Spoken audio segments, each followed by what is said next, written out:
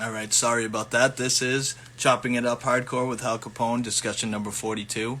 I see that he's on right now. Let me see if it works this time. Billy, I don't know what it's saying. You're unable to join. I'm sending an invite, but on your to the right of your thing it says unable to join.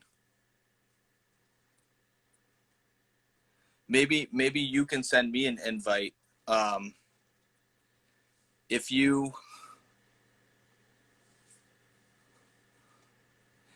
see the little down V by your name, click on that and see if my name comes up, and then add invite to that.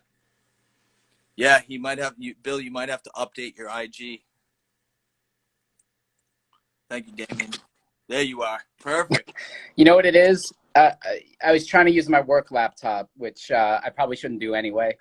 So I'm getting rid of that, and I've got this propped up in some like crazy fashion. So we're gonna just DIY it because that's all we know how to do. Sweet, sweet. Yeah, like I said, every week I have some sort of mishap that happens, but it always works out in the end. So I knew we would link up somehow. I'm all as we'll get into. You'll see that mishaps have sort of defined my life, as it were. So uh, I, I want to thank you so much for taking time out to do this. I always say on Sundays, especially, I know you're a father, I'm a father, so taking time out on Sunday. I mean, I work 6 days a week, so taking time out from your family, I really appreciate it, and thank you so much again. happy to be here. I haven't done anything like this in a really, really long time. And I managed to get dinner on the table for everybody. Not Oh, eating. nice, I nice, filled my obligations. nice, nice. My wife took my daughters out to eat while I did this. She was kind enough to, so you They're the might right. hear a couple barking dogs downstairs, but that's about it. Sounds good. So usually when I start off, I just ask, what started you off liking punk and hardcore? What kind of music were you in before punk and hardcore? And what was the transition? I know skateboarding is a lot for some people. It wasn't for me, but how did you get into this kind of music? It's funny you mentioned skateboarding. I'll just start and say that I went the opposite way. I didn't get into skating until I got into hardcore and punk before I even thought to pick up a skateboard. And then I uh, I quickly put down the skateboard after I picked it up. So so let's see. So I was raised in a really musical family. My mom was a piano player and a singer. My aunt is a singer-songwriter. My uncle's a composer. My other uncle's like a virtuoso drummer. So my mom's side of the family has always been sort of music oriented. So we had records and stuff playing in our house forever. I mean, I have boomer parents, so I was, it was like the Beatles and all that kind of shit. And my mom was super into like show tunes and Broadway and Rodgers and Hammerstein and like all that kind of crap. So there was always some sort of music going on in my house. My grandfather was a cantor at our synagogue. So again, there was always something musical happening of all different sorts of styles and traditions and genres. I started piano lessons when I was like 7 and 8, and that didn't really take. And then in junior high school and high school, I started playing the drums to because I wanted to emulate metal drummers, right? In so my timeline as I was born in '77, and so I grew up really in the '80s, and I grew up in New York City. So dancing was huge when I was really at an impressionable age. I saw Beach probably more times than I can tell you. So I thought graffiti was magical. I thought breakdancing was like some alien shit. Rap music was everything. I distinctly remember listening to Friday night rap mix shows, Chuck Chill Out and Red Alert on the radio while the '86 Mets were in the World Series. My family be watching the game, and I had a little radio and headphones on and watching the game too, but I was also listening to shows. So music was always a super, super serious thing to me. From rap, it then went into metal because one of my neighbor's older brothers made me 2 cassettes One cassette had Iron Maiden Killers and Iron Maiden Peace of Mind. And the other cassette had Metallica, Ride the Lightning, and shit, what was on the other side of Ride the Lightning? Oh, Judas Priest, Defenders of the Faith. So those two tapes were sort of my gateway. Those 4 albums across those 2 tapes were sort of my gateway drug into metal and aggressive music. And from there, it was finding college radio, right? This is sort of this is really the, you know, for people that sort of know music and pop music and stuff in the 80s and 90s, like, you know, this was sort of the trajectory, right? Then I got into college radio. USOU, Seton Hall Radio was all metal all the time. WNYU, Crucial Chaos. That was the first time I heard punk rock. I heard The Messenger by the Bad Brains, probably the first hardcore record, a hardcore song I ever heard off the Quickness album. I heard that on Crucial Chaos, played by a woman called Spermicide, who was the host of Crucial Chaos in the late 80s and early 90s.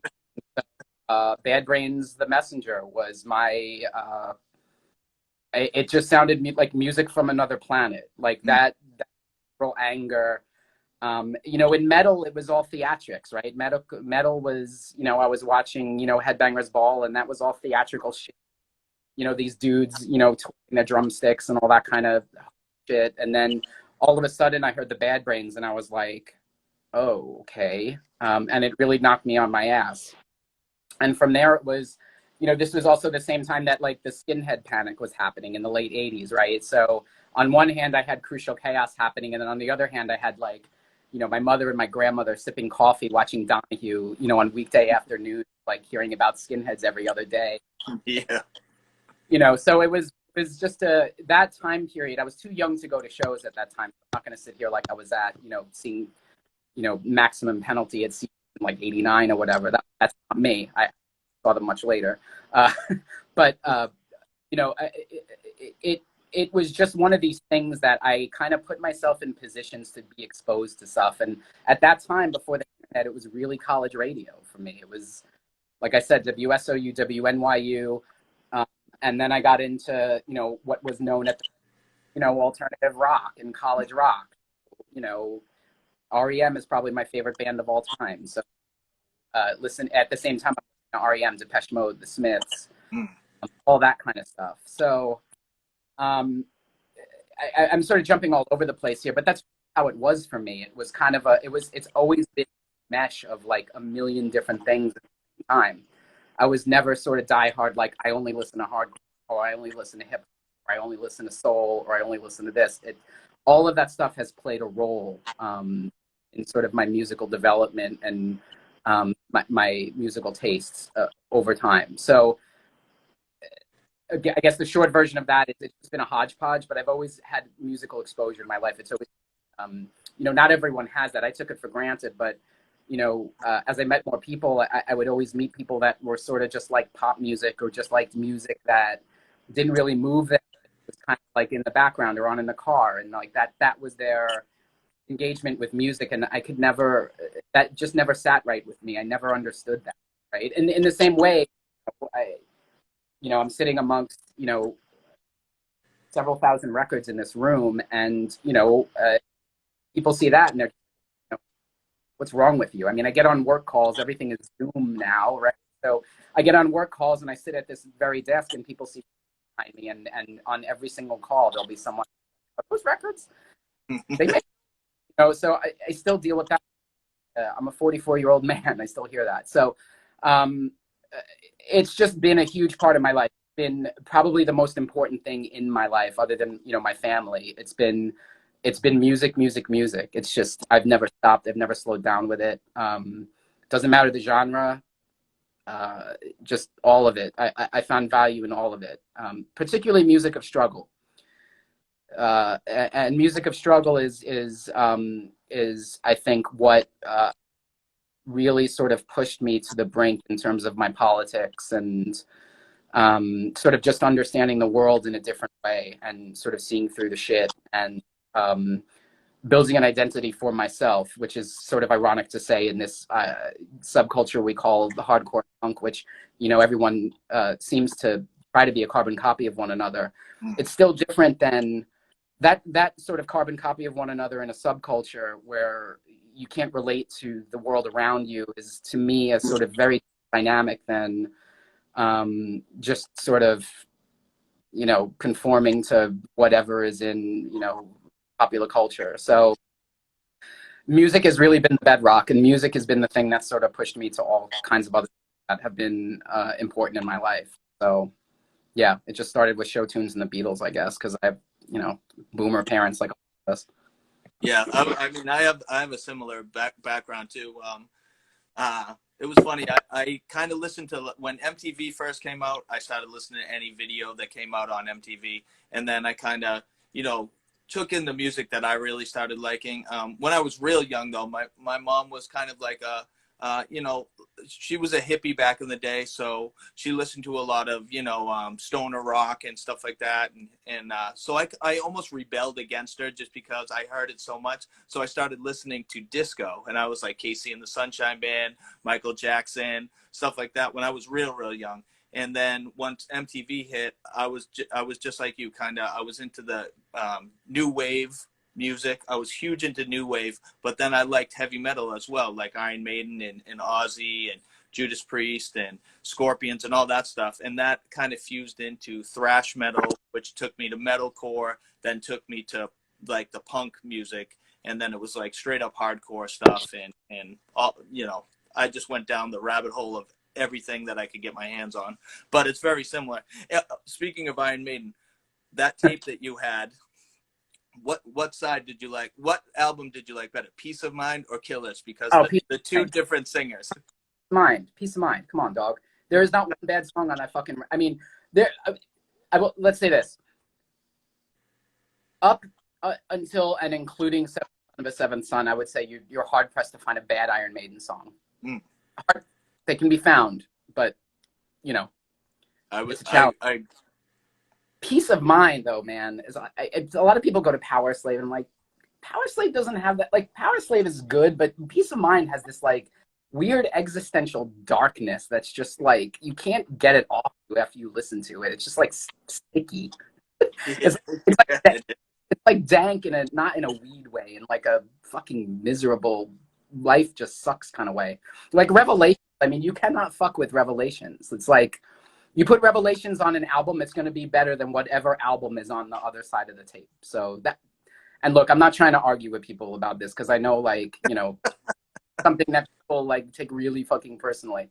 But I mean, Killers is great, but Peace of Mind. Yeah, Peace of Mind is probably my favorite. But I always get into arguments though, because Paul Di'Anno, I did enjoy Paul Di'Anno back in the day with Killers and the Iron Maiden. Those songs are really, really good too. A lot of people shit on him, but I like him too. Not as much as like Peace of Mind and Number of the Beast, but I will tell you that the Bruce Dickinson, like, I wasn't even thinking of that being a Bruce Dickinson album when I said Peace of Mind. It's just the songs are just like, I don't know.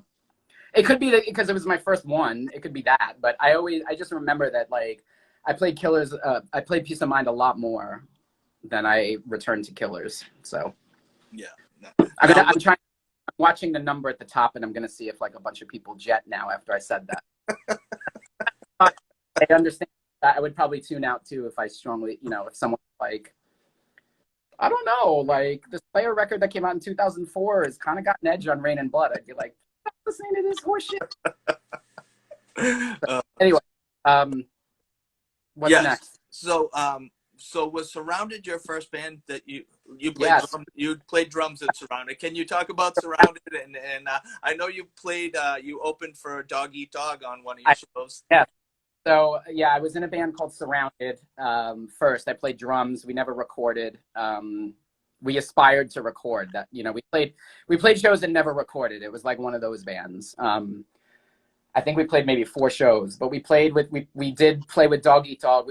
The only place we played was this venue called the Bond Street Cafe. And if there's old school New York people on this, they will, I know Adam Marino checked in, so I know he's a Bond Street alum, and a bunch of people probably Bond Street. But Bond Street Cafe was this little tiny venue on Bond Street down in Manhattan.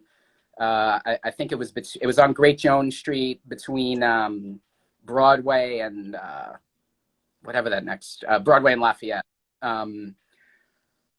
It was across the street from a place called Under Acme, where I tried to go see Split Lip in 1992 or 4 or whatever, and I was underage and I wasn't allowed in. So Split Lip came out, and everybody was slagging off Split Lip because it wasn't an all ages show. But then they came out and sold everybody merch out on the street. So that's nice. That my time down on Great Jones Street.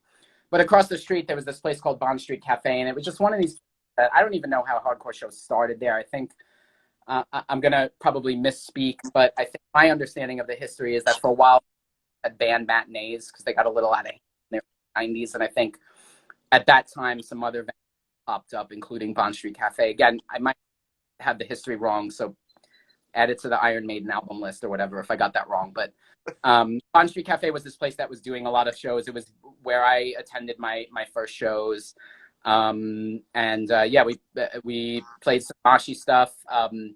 It was just kids from my high school. My buddy Alex Nakos, shout to Alex, who's somewhere in California now, I think. This guy, Angel Falcone, that I went to high school with, and this guy Dave Rodriguez, who was Angel's friend. They were from the Bronx. They grew up in the Bronx together. So Dave was sort of brought high school crew. And yeah, and I can guarantee you Angel's not watching, but Angel's favorite band in the whole world at that time was Encounter. So we were very we were along those, like, we want to be Lifetime or Encounter, but also be moshi kind of thing that was all the rage in 1993 or whatever. Yeah, we played a few shows, didn't record.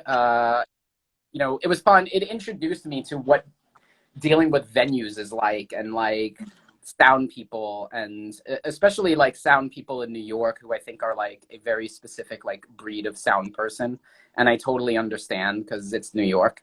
But it was like a good hazing, as it were, to just kind of, I would take a fucking car service, right? In Queens, we had a car service called 4.2s would come and pick me up, and I had all of my drum gear in like a huge like hockey like equipment bag. And my buddy would come with me. We'd load my shit into the back, because you only needed like hardware and cymbals, because at the back line everybody used the same drum kit. Yeah. Your own cymbals and your own hardware for them and that kind of stuff. But like the kick drum and the toms and all that stuff was there. So I would bring like a snare drum in like a backpack. I didn't even have like proper case. It was just, I was using like a insanely expensive, like valuable snare drum and from my uncle. And I just threw it in the fucking back of a cab and like took off. One show, we got into an accident on the way there on the Williamsburg Bridge. We slid and hit the side, and the guy still charged me for the ride. Like, I still had to pay the dude when we got to the gig. And at the time I'm 16, I'm like, all right, I better pay this dude or he's going to like come find me and kill me. But so we paid the guy. So that was Surrounded, basically. It was like a bunch of people I went to high school with that, it was one of those things like, Billy, you have drumsticks? Okay, you're the drummer. Yeah. Kind of thing. And these are the same people I went to shows with and skated with and like badly. But it was, I mean, that was me. That was high school. So that's what that was like. So yeah, Surrounded. So everybody like fucking typing into Discogs, nothing exists. So yeah, I wanted to ask, just because like when I saw that you guys opened for Dog Eat Dog, I didn't know what kind of music it was, so I wanted to ask if it was like a Shooty's Groove type of, like, you know what I mean, that type of band. But obviously it was bad. Bad. I mean, if you were Dog Eat Dog, you were probably playing bad music, like, like, not a Dog Eat Dog fan. So it's not like, if they're headlining, then we fit in there. Nice. So when I was talking to Jamie, he said that you and him kind of hooked up to try and work things out before Saetia really came into the fold. He said you guys were working on a bunch of different things before it actually happened. He said maybe 6 to 8 months. Is that true? And I know you guys pretty much were hanging out in WNYU, the radio station. So what were you guys thinking about doing? I know there was a couple ideas that you guys were throwing around before Saetia kind of happened, and then he said that Saetia almost was influenced by Anna Sarka. Is that correct, or? Almost. So there's a lot that's a, I'm going to try to take all of those one by one. And yo, Mike Berdan, what's up? And Phil, I saw you too.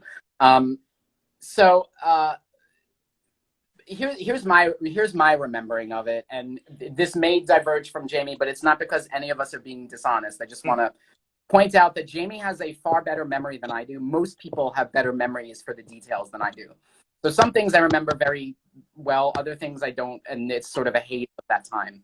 So this will fall into the haze of that time. But what I remember is that Jamie had been writing songs with some folks, but not me. The original singer of Saetia, or the original singer of whatever the project was that may or may not have become Saetia, was this guy Ian, that lived in Manhattan on 23rd Street, went to I almost said SVU, went to SVA, the School of Visual Arts.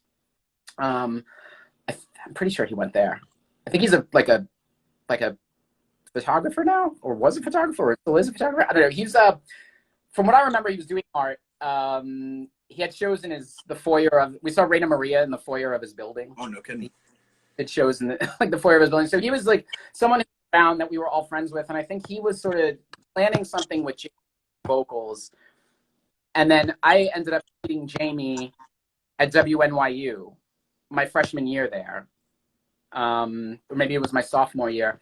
I had started going to Crucial Chaos, which was the radio that, like I said, sort of introduced me to hardcore, and then I ended up an undergrad at NYU and hanging out at the show. And at that time, it was hosted by Rachel Rosen and this guy Dave Fisher.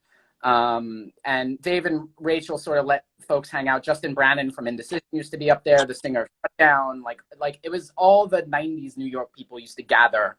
When we weren't at shows Thursday night, a lot of folks would gather at the radio and hang out. Because bands played too, so everybody wanted to sort of come through and see what was going on and just kind of bullshit. So I met, and we hit it off. We were also both at ABC No Rio a lot. And it was one of those things where we just kind of hit it off there, became friends, and then, we met the other guys in various ways, and Saetia came to be. But I think Jamie was working on stuff, and some of the songs that became Saetia songs, but I had no involvement until at the radio station, and some of that stuff transferred to what ended up being Saetia. So possibly a Coercion song could have ended up being a Saetia song. No, that funny. You'd have to ask Jamie that one. If they did, then I'm not aware of which ones were Yeah. songs. But Coercion was around too, and they were great. I mean, I used to drive Coercion to gigs on Long Island. Like they were awesome. So anyway, so wait, what was the second question? Oh, were you influenced by Anna Sarka? Well, this may answer some questions you have coming, so I'll just sort of get it all out. So Saetia sound and the screechy voice and all that stuff was this cornucopia of like shit that I was just listening to at the time that I thought could be more intense. And when I say what I was listening to, you're all going to laugh, right? But like, for that high shrieky stuff, it was like, to me, like the real gods were like Mohinder, Frail, who else? So more of those heroin, like more of those West Coast screamy bands, like big Gravity Record stuff. That is what I was trying to emulate, right? That is where I wanted to go, but my voice just went into that, whatever it does, whatever it did. But that's where that came from, is that I was listening. I was a steady diet of like, DIY, smelly straight edge people making records. Like that was, that was it. It was that cross section of like Ebullition, Gravity, that cross section of like punkier hardcore stuff that was, stuff that didn't fit into the New York hardcore stuff was like of more interest to me. Like I like, definitely like the mosh parts, and like was at Snapcase shows and like, jumping on people and doing all that shit. Like I was hardcore into hardcore. but musically, what was most interesting to me was this discordant stuff that sounded like people having like nervous breakdowns. That was interesting to me because when I got into hardcore and started going to shows and getting involved in the community, it was filling this void that was sort of created by family issues, you know, the loss of my mom, loss of family members when I was a teenager, that kind of shit. That's what brought me to hardcore. So I really, on some level, and at the time, it was just this sort of subconscious need to release this fury that my experiences had sort of drummed up, right? The sonic aesthetic to me just had to be chaos. Like I wanted it to be like Honeywell. Honeywell's a great example. Honeywell is like, you turn the TV to channel 3 and you scream. Like that's what I wanted. I just wanted to be that. And that's how that came about. Oh, Kiara. That's how that came about. And it's hard to really parse out sort of the emotional heft of that at the time. It was different, you know, Victory Records was huge, you know, Earth Crisis was huge. You had Victory, you had Trust Hill, you had all this stuff that was sort of these big mountains, and we were in this little valley, and we couldn't get there, and we didn't really want to get there. Yeah. That really wasn't for us. And then on the other side, at that time, you had, you know, pop punk stuff, the MRR world. That, at that time, in the 90s, you know, maximum rock and roll to me, like more of the like the Comet Bus world, the pop punk world, the West Coast sort of melodic punk vibe, the garage rock, like New Bomb Turks was like, you know, I remember when that Destroy Oh Boy album came out, and MRR was basically just a big ad for Bomb Turks at that time period. So that was the stuff that was surrounding us, and we didn't feel comfortable with any of it. It wasn't us. What was us was this fall on the floor, roll around on the ground, get really dirty, and hang out with crusty kids. And make fun of the kids you were going to mosh with on Sunday, but you didn't tell them you made fun of them the day before. Like, that's where we're at, right? And, you know, that's just how it came about. It was just a confluence of a bunch of different things around us. And, you know, sonically, that's what we were interested in doing, what Frail was doing. We didn't want to copy Frail, but we wanted to be live. We wanted to do what Frail did live. And Frail was the band that, in my opinion, coined the phrase Screamo. Because I remember Alex Nakos, my friend from high school, calling them Emo Screamo after seeing them for the first time at ABC No Rio, and was like, you got to check out this Emo Screamo band I saw. That was the first time I ever heard the word Screamo, and that was in like 93 or 94. So then later it became a genre that, you know, they write about it in the New York Times, but then it was just my dopey friend talking about Frail. So you have to understand, like, it was just one of these things. We didn't really think of a thing. It was just ABC No Rio on Saturday. You were either going to see a crusty band, or you're going to see one of these new, like, emo screamo bands, right? Or you're going to see Go. But you were going to see Hossie Pungo no matter who was playing. But you were, but you know, at that time, that's what we were exposed to. That's where we felt comfortable. We went to dance at Wetlands and Seabees, but ABC No Rio was our real home. That was like our spiritual center. Yeah. That was our home.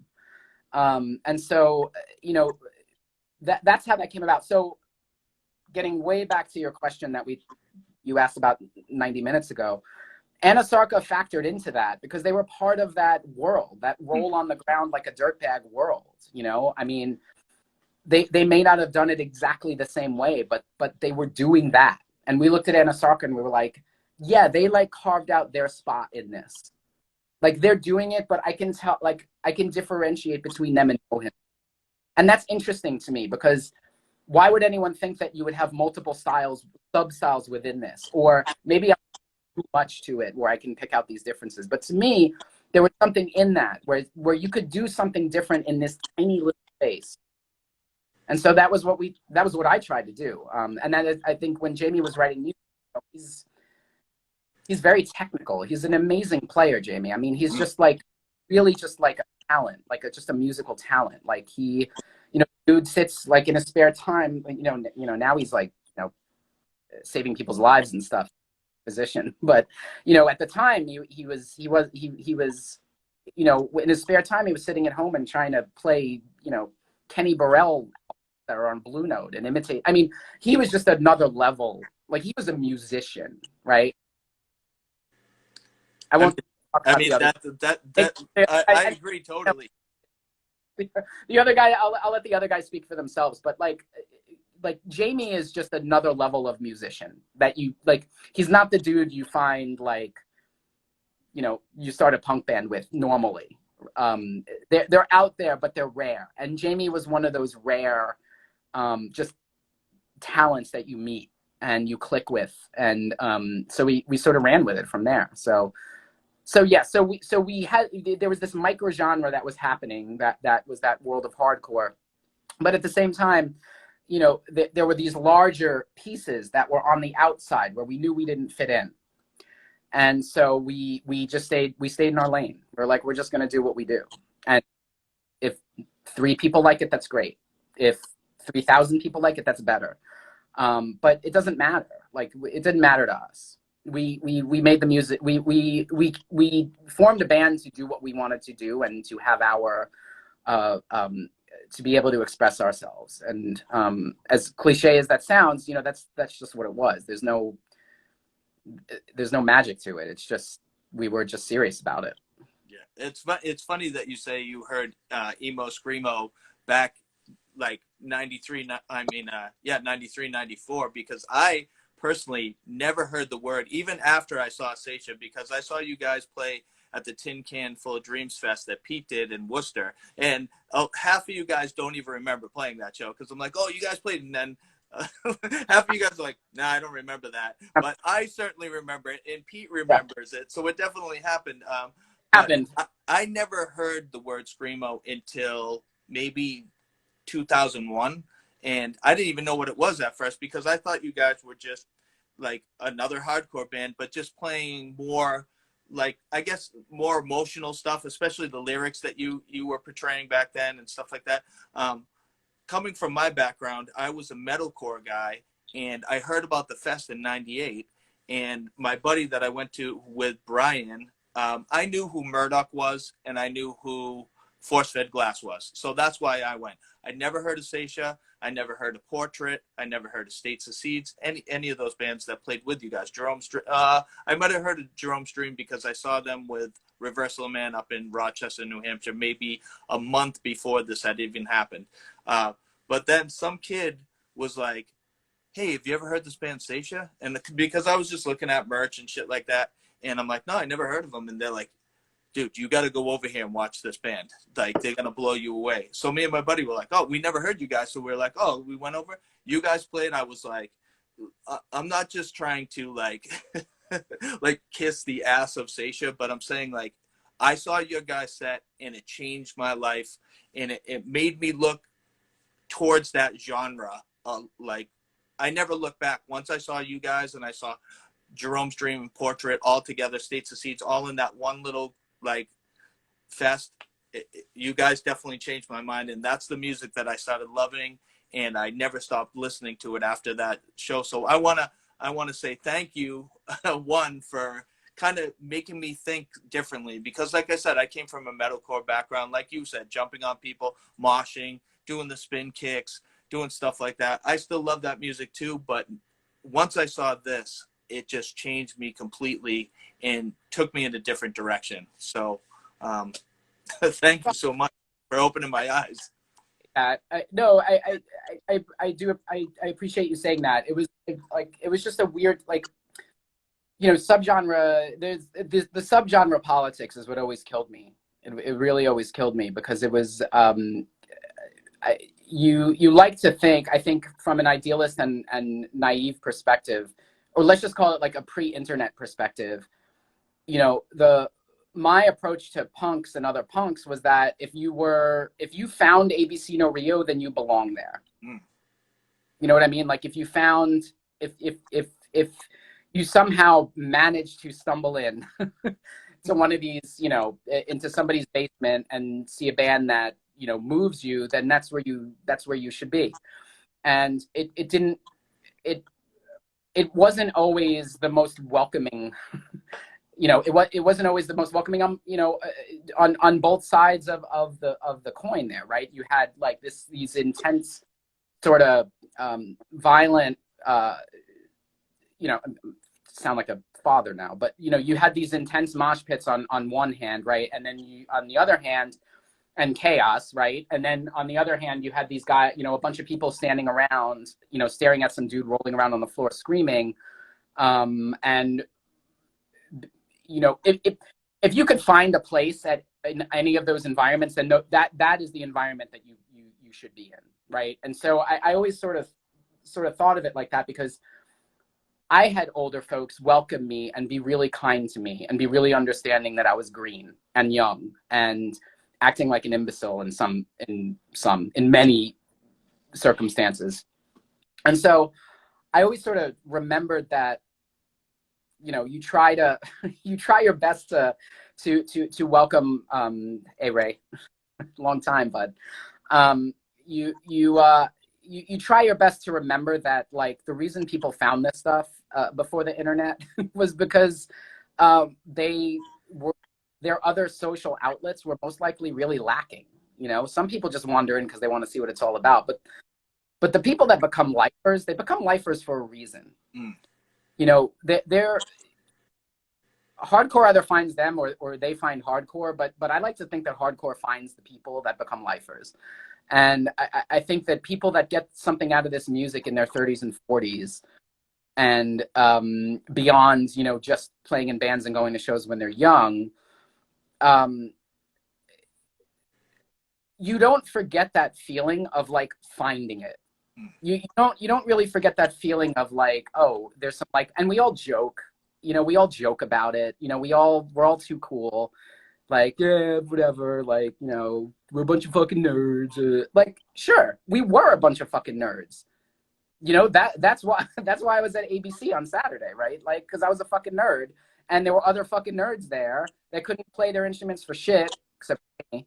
And I wanted to see what they were doing. I wanted to meet people. I wanted to see like what the next fucking animal rights protest were going to. Like, I just wanted to know. I wanted to be a part of something. And there was a low barrier to entry. You know, it was like if you had $5 and you showed up a few weeks, then you knew everybody. So, you know, that's important. And I don't know, I can't say that doesn't exist anymore because I don't know. And I'm not going to be one of these older dudes that says, oh, it was better when we were doing it.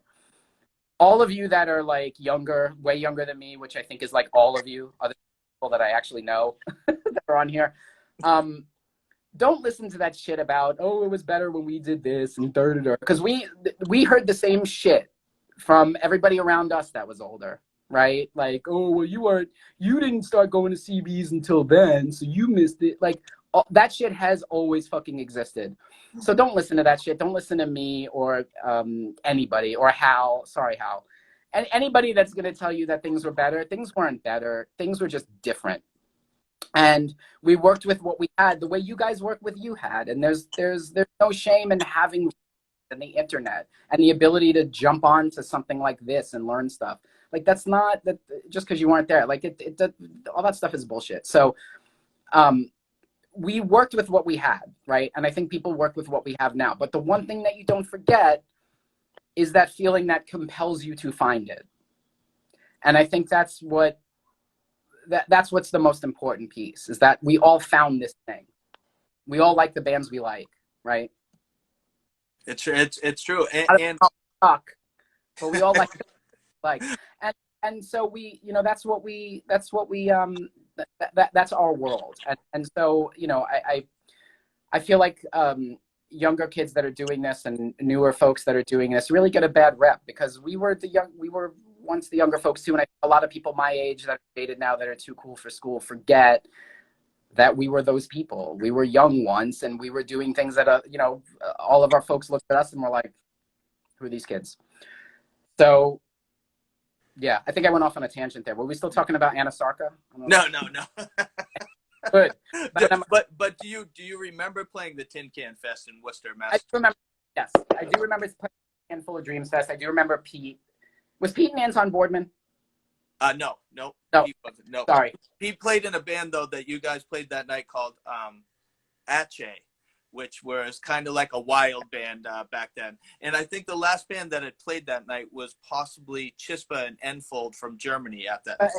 Oh, Jesus. Yes, Chispa and Enfold, of course. So, I remember. I think that was at that fest, if I can remember correctly. Speaking about like younger bands and stuff like that in the community, like you were saying, and everybody's saying like, oh, it was better back in the day. That's why like I'm gonna be 50 in January, and I try Bless to you. keep, I know I try to keep my hand in the younger scene now.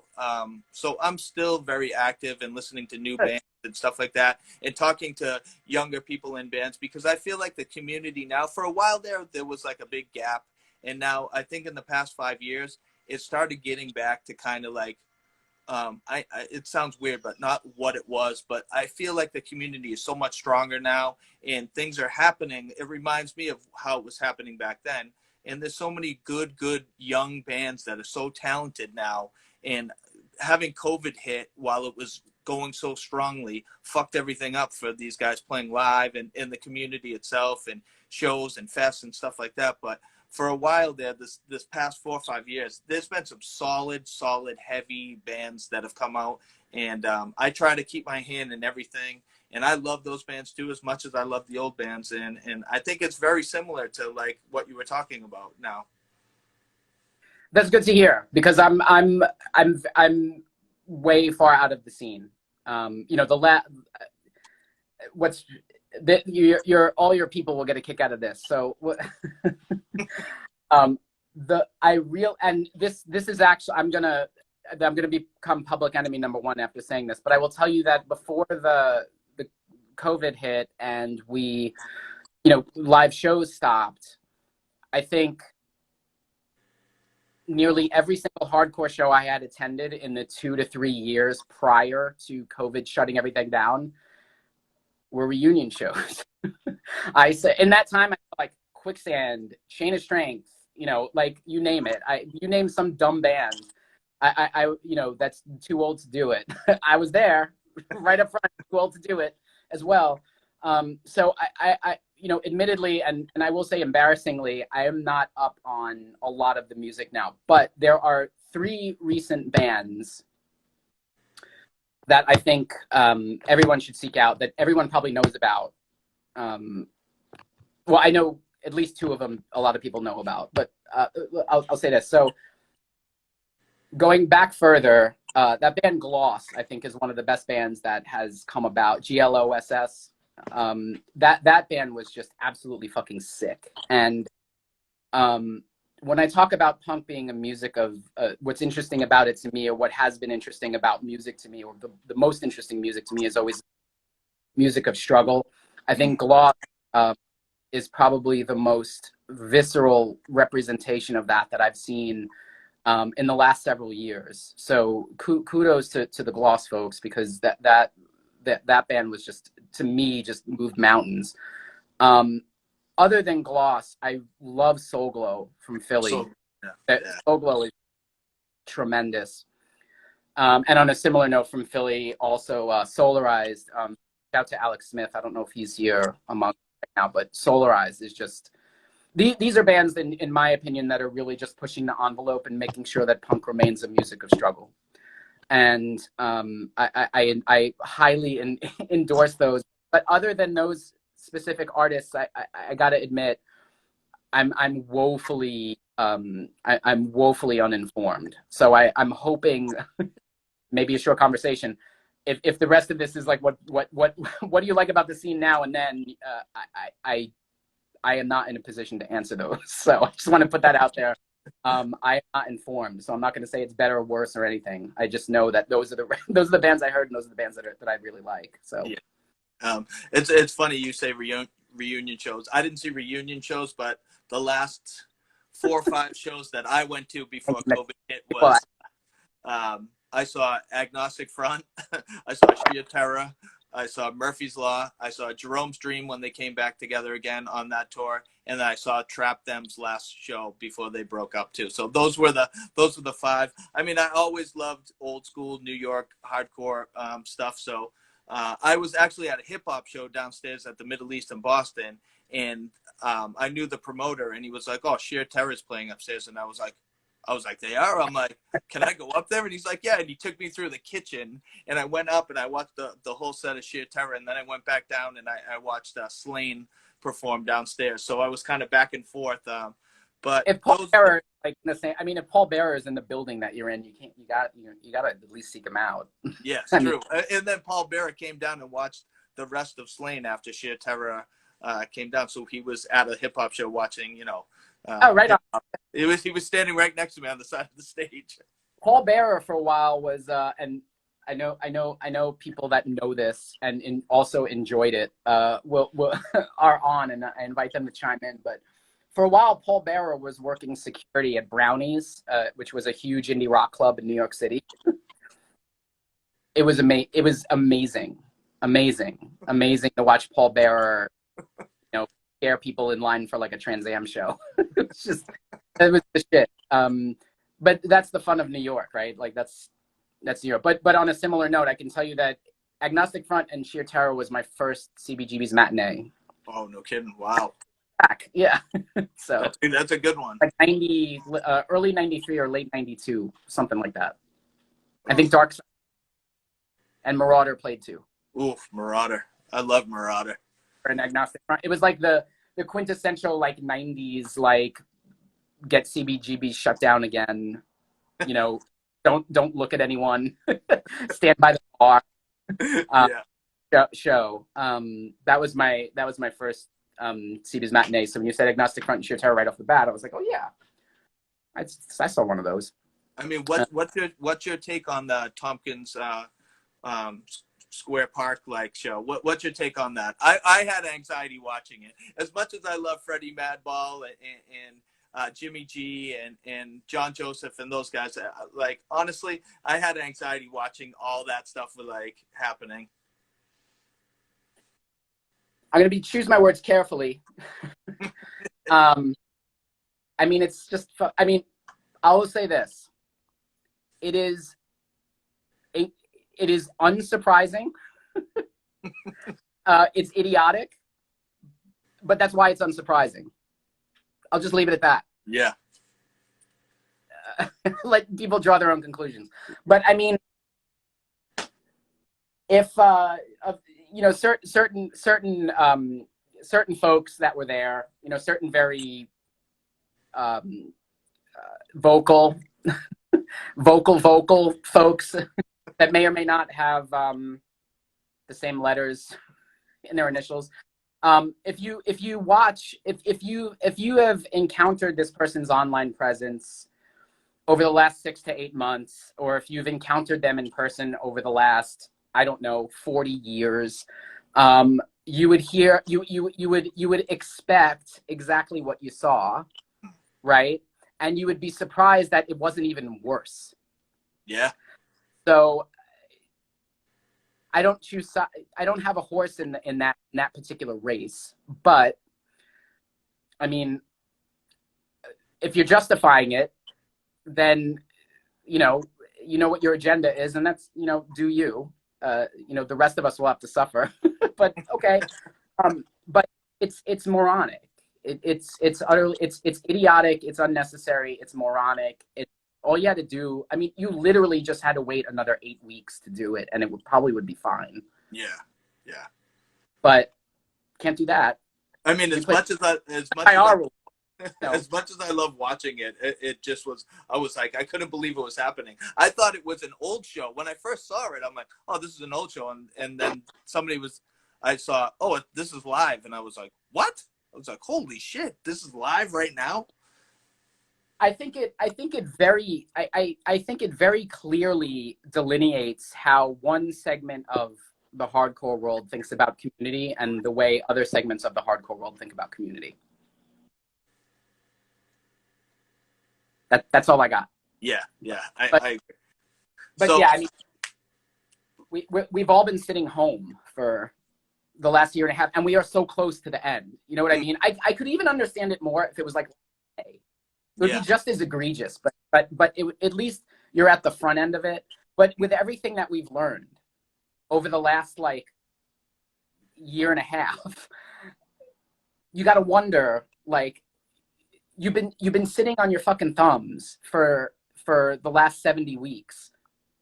You can't just do it for another 10. Like, so, you know, whatever. I'm sure, like, they're all, you know, and it became exactly what you knew it would, which is like, oh yeah, we really stuck it to them. Like, oh yeah, we like lied on the permit, but fucking A, man, we're fucking okay. Yeah, it was I don't know. Like I said, it's kind of, I'm speechless to what to even think about it. It's fine. It is what it is. It just, I mean, to me, like I said, it like followed the blueprint, followed the roadmap. Like, we're going to do this like thing that like is going to offend some people, right? Oh, those people are going to get offended, and we're going to get some press because it happens to be like, you know, it happens to be standing in opposition to like good sense public health protocol during like a once generation pandemic. Okay, you showed everybody. You got one over on us all. Yeah. All right, we'll go back to Saetia real quick. Yeah. Do you guys think, if, I know when you guys played shows and you toured with Usurps and Apps, kind of what Jamie was saying was they kind of just made their way on that tour by themselves. They kind of knew you guys were playing, and they kind of just called all the clubs and put themselves on, and you guys ended up doing that tour together. But my question, I guess, is, when you guys toured and stuff like that, do you think you guys were ahead of your like you were ahead of your time? Like, say if Saetia happened 3 years, say you guys started in 2001, do you think shows would be that much more kids and that much more excitement that it was after you guys had broken up and you got all the, you know, you guys, the Godfathers of Screamo, and you know, all this stuff, and you see every meme that's like, there is no happy here, like you see all the memes of that and stuff like that. Do you guys think you were ahead of your time, like, a little bit? No, like I said, I think we were just emulating. We thought we were emulating shit that came before us, in the shape of Frail, in the shape of Mohinder, in the shape of those types of bands. So I didn't think we were ahead of our time. I thought we were just a version. I don't think we were ahead of our time now. I think that people just got interested later on. I don't think that there's any secret sauce or we were like too fucking crazy for people to understand. I don't think that's it at all. I think that the people we were playing to understood the DNA of what we were doing very well. I think that when you get to the early aughts, you have shit like the internet and Makeout Club and Skylab and Viva La Vinyl, and you have a place for people to gather and talk about stuff and share stuff. And I think that's what made Saetia popular. I think it's access to it. Because believe me, there was no fucking access to us on our terms. Yeah. We were nowhere. I mean, you know, we pressed 500 records and played regional shows and toured the States once, tried twice, but I mean, our first tour got canceled because we couldn't get a van in time. I mean, we were no geniuses. We were just trying to make shit work with what we had. So I appreciate that I appreciate how people, and Soulseek, thank you, like files, all that shit. Like, I appreciate how people, I think people have invented a narrative around the band. And I mean, as a fucking narcissist, great. But I don't think that, I don't necessarily think that we had some secret sauce. I think we were lucky that there was enough of a whispered mythology around what we did that when the internet floodgates really opened and people could talk about it and share it, I think that's when it spread like wildfire. We didn't disown the 7. I love the 10-inch, Alex. Oh, Alex, by the way, I told all these motherfuckers to check out Solarized. So right before you got on, I was hoping you'd catch that. But I love the 10-inch. The 10-inch is like one of my favorite things that we did, honestly. All the lyrics to that were written in the UK. So I have fond memories of both writing that and coming back and recording it. So I don't know who you spoke to, but that's not that's not me, Alex. And if I said that in the past, I was probably in a bad mood that day. But but yeah, I don't think Saetia had any real secret sauce. I don't think Hot Cross had any real secret sauce. I think we just, I don't know, we just did what we did. We sort of did what we did and you know, took hold of whatever opportunities came our way, but we didn't seek those opportunities out. They kind of, if you would even call them opportunities, all that stuff kind of came to us over time. So I don't know. When I hear a lot of the talk about Saetia, sometimes it sounds like people thought we were like on this mission to do this thing, but we really weren't. Like, it wasn't at all like that. It's just one of those weird things, a weird combination of like timing and I think vulnerability in the music that resonated with a lot of people at that time. I don't know. I mean, someone will write some bullshit about, you know, the post 9/11 world and what that meant to DIY punk, because it was really post 9/11 that Saetia became like with people. So I don't know. It's weird. Like, that was just a weird time in life, like for everybody, I think, like just like for history. And I think that we just happened to be doing this thing that was at a crossroads of a lot of weird cultural and political and subcultural things that were all happening at one time. And rather than sort of get sucked down the drain with a lot of it, for whatever reason, we still floated in the swamp for a while. So, yeah. So no, I don't think we were ahead of our time. I think we were like very much a product of our time. So with all this talk of reunion, are you tired of people asking you if you guys are going to get back together again for some reunion? I know I've heard it a million times, and I know none of you guys are really like it's a thing for you guys. Are you tired of hearing that question? Not that I'm going to ask it. You can ask. I'm not tired. Look, you when you're in a band that people like, you expect that, right? I mean, I'm grateful that people want us to play. I really am. And I say a lot of snarky shit when people ask. And it's not so much that I don't appreciate them asking. It just, as much as I like to attend reunion shows, reunions to me are sort of hokey. That being said, I will say this. The members of Saetia have discussed rehearsing just to see if we could even do it. Now, before this becomes a thing, that in no way reflects the desire to go up in front of people with our fucking fat ass dad bod, you know, and wave our bellies around and me try to like scream like I'm 18 again. Like, there's no real desire to do that. But what occurred to me is that there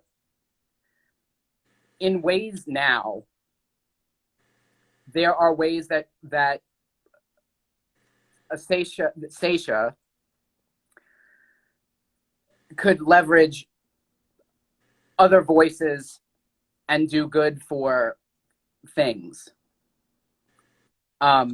Whether that would ever come to pass, I don't know. But I will tell you that I never had an interest until I realized that it could be something that is used to help our current situation in one way or another. So I don't know that it's ever going to happen, but again, I will say that members of Saetia have discussed potentially rehearsing. We all live in different parts of the country, and I will say, to temper expectation, because I see a bunch of fucking emojis floating around, that it is unlikely to happen anytime soon, if at all. But the needle has moved in my mind a tiny bit for the charitable outcomes that could occur if we were to do something. And I probably sound like a total fucking egomaniac saying that, because I don't know, 11 people might come and it doesn't cut it matter. Out. Cut it out. But if I can cobble two thoughts together and rub some brain cells together and get a little spark, about how something like that could come to pass, I would consider it just because I think that there are ways for us to do some good and maybe raise funds or bring attention to folks in punk that deserve the attention that we could leverage and pass on to them. That would be the only reason for me to even think about it. Yeah. And we'll see. And we've talked about it. Like folks saw my Instagram 2 years ago. Me and Adam and Jamie and some of our old friends hung out for the first time in like 20 years, 25 years, 30 years. I don't know, fucking whatever it was. And that was just like these guys are like my family. Like I still think of these guys as family. I really do. I always will. And they know that. And so, and anything that also allows us to hang out, at this stage in our lives, when we have a lot more important stuff going on and, the world is as it is, you always treasure those opportunities to be in the same place. So I'll just say that. So whereas before I would probably say, I'm not tired of answering it, but the answer is no. I will say that it feels like, Saetia could potentially be a platform to help folks. And so that would be the reason to do it. Yeah. And It's similar to. If we ever collectively figured out what that means or how to do that, then, who knows what will happen. But it's definitely a thought. It's an active thought. Yeah. It's similar to what Page 99 and Majority Rule did when they did that Right. West Coast, and they did all benefit shows and raised a lot of money for Right. very, very good causes. And I thought that was amazing that those bands did that. I don't know. I think City Caterpillar might have got on one or two of those shows as well. But I thought that was a great idea. Just to Page 99 get back together again to raise funds for great causes that really matter. Yeah, I mean that is what we are tasked with as punks, right? That is what we do. It's not about like, oh, we can get 30 grand if we play like 7 songs at the Vans tent or whatever. Like, Yeah. fuck, Chain of Strength did that and I ran. I was like, fuck, I'm there. Like, where is it, right? But for me, for the projects that I have a personal stake in, it's not for me. It's not for me. So, and yeah, I know, and fucking yeah, like shout to Page 99 and all those cats and all those dudes that did that, because that is, to me, that is the only reason. If you are going to do a reunion, you better be doing it for some good, especially if you came out of this DIY world. Mm. You know what I mean? Like, if you're going to claim those politics were really part of your life at some point, and the part of your life that was affected by those politics was when you were playing in that band, then use that band to do something. It's not a punk band. If you may as well be Dave Matthews if you're just playing some shows to kick around. Do something. Yeah. And that, to me, that is the real essence. And so, yeah, like it's great, Page 99, City Caterpillar, those type of bands that actually look back and are like, fuck, we could draw 500 people to this VFW and raise like $6 grand for, protecting trans folks in this shitty town. Yeah. Yeah, you go do that. Yeah. Come on. So we'll if we can figure out a way to make that happen and it makes sense and it's for the right reasons, then it's something that makes more sense to me now than before. And I think that's just me growing into the person I am now, especially after the last 5 years, really. So yeah, so we'll see. So whereas I would have ruled it out before for these reasons, I would not rule it out now. But I can't promise that it's going to be something that we can actually get together because the logistics are just crazy. That being said, it gives me a 2-part question. One, would you rather do brand new Saetia songs that no one's ever heard, or just play the old songs? And 2, how New would song. how How would much your time do you have, dude? how would your voice hold up now doing Sages? Oh, that's a big part of it. I don't even think I could do that now. I don't do that. I'm 44. I think I finished puberty at like 38. So I think up until 38 I could probably do it, but I don't think I can do it. I don't think I could do it now. And that's part of the thing. It's like, if we're going to make people come to this thing or compel people to come to this thing, like it should be something they want to see. like, so again, that's also like a big part of it. Like the logistics, like, can we even do it? Do we even have the time to like put it, rehearse to be tight? I mean, I have not, my last day playing in a band, whatever last show Hot Cross played in 2007. That was the last time in a band. That was the last time I tried to scream. Other than, trying to keep my kid from killing himself. That's it though. Yeah. So it would definitely be a process for you to get back to. Oh, process. Yes, it would be a, it would be a many faceted process, but yeah, it would be a process. Okay. I was just speaking original songs just because I go back to Jerome's Dream and what they did. And I think the new stuff that they put out was phenomenal. And that's one band. A lot of people don't like when bands get back together again, because usually for the most part it doesn't sound like, it's not what you expect. You're kind of like, oh, it's all right. But what Jerome's Dream did in the past couple of years, I thought was phenomenal. And I'm a big fan of those guys, and they're all super nice guys. And what's your take on how their process was and what they did in the past couple of years? I think I haven't spoken to the Jerome's Dreams guys in many years. They were all real sweethearts, and I haven't spoken to them. I think Jerome's Dream did what they knew what was right for Jerome's Dream. For Saetia, you have to understand. I mean, the lyrics that really move people in, the Saetia stuff that really moves people was stuff that I wrote between the ages of like 18 and 21. Like 44 years, I got a kid, like a career, and like my life is just in a different place now. So whatever I would write now would not be Saetia. I can't write in that voice. That's not me. I'm not gonna try. So in the interest of and again, this, keep in mind, I'm talking about Saetia. So whatever I say is not a reflection on my feelings of for whatever Jerome's Dream did. Again, Jerome's Dream does what's right for Jerome's Dream. For Billy and Saetia, though, the genie's out of the bottle, and I can't put the genie back in the bottle. And so I'm not going to go back and try to write like I did when I was like 19. I'm not going to go back and try to write like I did when I was 20. So whatever songs happen with Saetia now, and similarly, I wouldn't expect you to want to write music that's like the music he wrote when he was 18. I mean, maybe he wants to, but I would not just take it for granted that that is of interest to him. So for that reason, I don't think Saetia is new music. I mean, the whole reason people would want Saetia to do something, I think, would be because they missed out on Saetia the first time around. I mean, at least that's my understanding.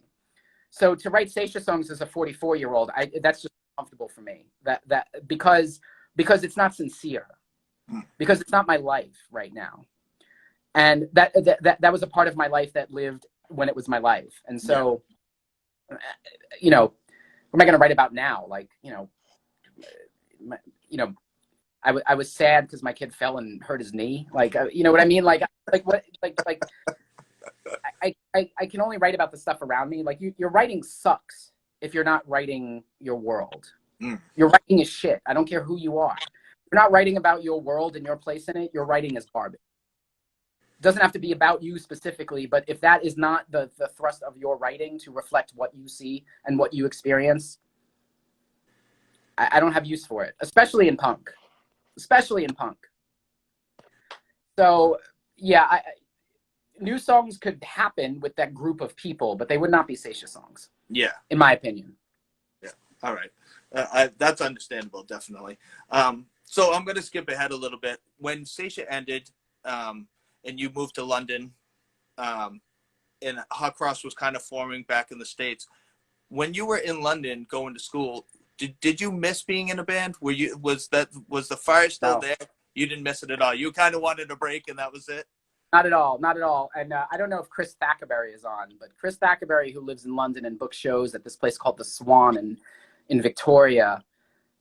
Chris was like my guiding light when I first moved to London. He is a sweetheart. I don't know if there are any UK people on, but if you know Chris, or Chris, if you're on, you are a gem, and you are still a gem.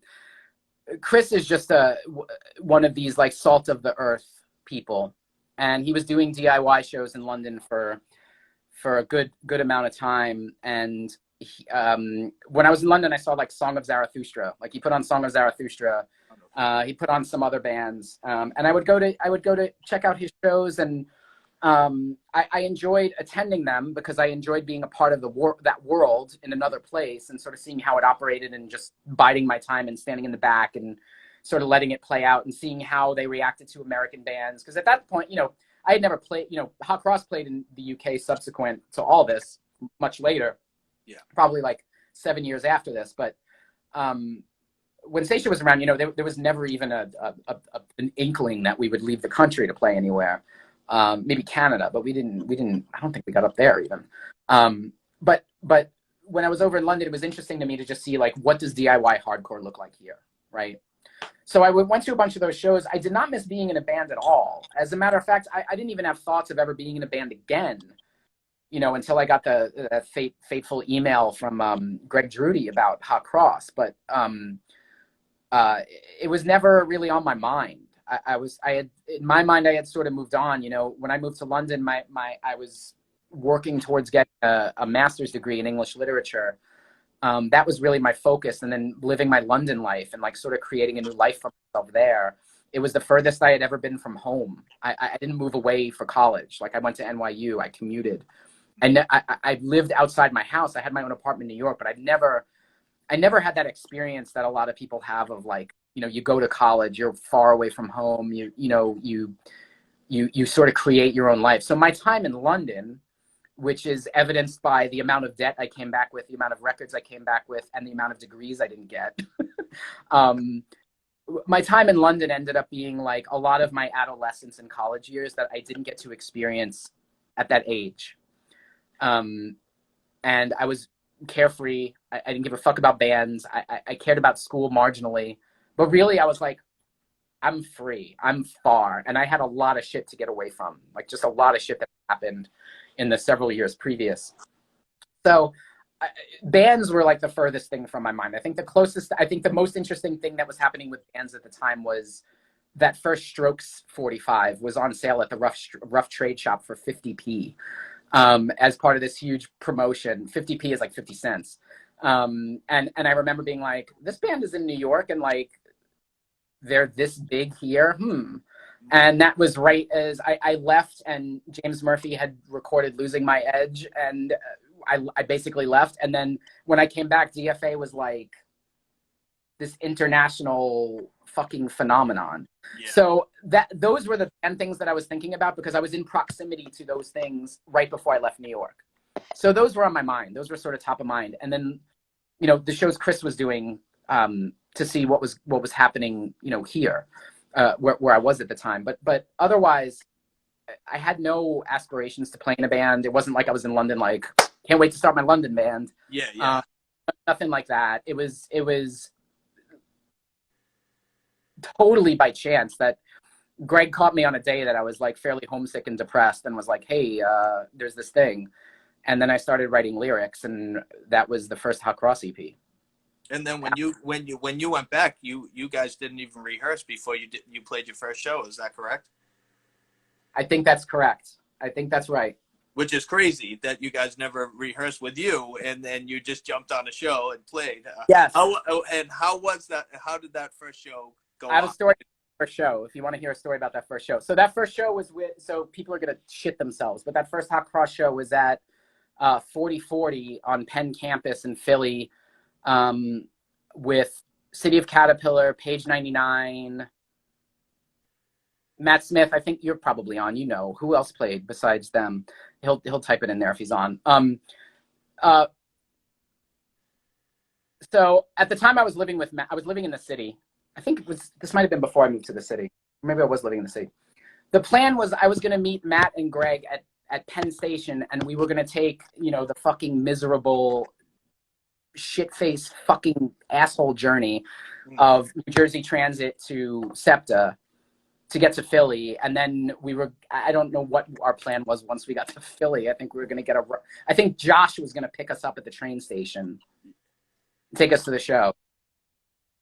Well, suffice it to say, I missed the meetup, and they left. And I guess they thought, all right, well, I guess we're just going to continue to do, Josh is going to sing or someone's going to sing, and like Billy's not going to make it. So this is a great pre-internet story for the youths that are listening. I go to Penn Station. I get on I'm like, fuck it. I'll just go to Philly. It can't be that hard to find the show. I go to Philly. I get on the train. I get to Philly by myself. I get in a cab when I get to Philly. I have no idea where the fuck 4040 or Penn is. Like, I didn't live in Philly at the time. I had only been to Philly a handful of times, you know, with Saetia and to visit some friends and people I was dating. But I never spent a lot of time in the city. So I knew Penn was the west-ish. Yeah. But I didn't know anything around there. Like, I didn't know like where the show was going to be. So I had the driver take me to an ancient burial ground on South Street called Tower Records. And within Tower Records, I found the R5 show flyer. Oh, and geez. I brought it outside to the cab driver, and I said, I need to go here. And I showed him the address for 4040. And I pulled up in the taxi, like, you know, while we were loading in, or towards the end of load in, which is very much my style. Yeah. So, I was demonstrating my style at 4040 by missing load in. So the hot cross dude should have known what I was about. So that's it. I got to the show on my own. I very, very specifically DIY'd it from New York to Philly, and then from South Street to the show. So that was how the first hot cross show came about. And no, I had not rehearsed. We had not rehearsed as a full band before that show. So it was me just sort of mumbling the best I could with the words that I remembered. And I guess it worked out okay, because then we recorded those songs pretty much as we played them that night. So yeah, and that was just the new set of Lung songs, or set of Lungs, yeah. So new set of Lungs. That was the first Hot Cross 10-inch. All those songs were written. Lyrically, all those songs were written when I was away. And then the next, the Cryonics, Fair Trades, all that stuff was written back in the States. Yeah. What about the Light the Fuse and Run split? Was that written in the States? Fuck. What was the song on the Light the Fuse and Run split? I don't remember. Do you remember the? I don't. Someone will pop in. It was most likely. It was most likely something that was written here. What the songs? I know the When I Stopped for a Minute, I Stopped and Stood Still. That's the first song on the split. I forget the name of it. That stuff was here. It was just New Set of Lungs that was written overseas. Yeah. So of all the hot cross stuff, what was your favorite stuff that you guys? Well, for you personally, what was your favorite hot cross stuff that you guys made for you personally? I'm telling you, it's going to surprise Alex, but I really, New Set of Lungs is probably my favorite. And then I think the EVR album I just really like, because I like, I don't know, those songs were just sort of fulfilling to write and practice. I mean, my most vivid memories of Hot Cross are practicing the songs that ended up on the LP. So I guess my regard for those regard for Hot Cross materials is really like a sandwich. I think like the first and last stuff we did, I think is my favorite. You know, all of it, you know, means a lot and meant a lot at the time. But looking back, it's just interesting to see where we started from and where we ended up.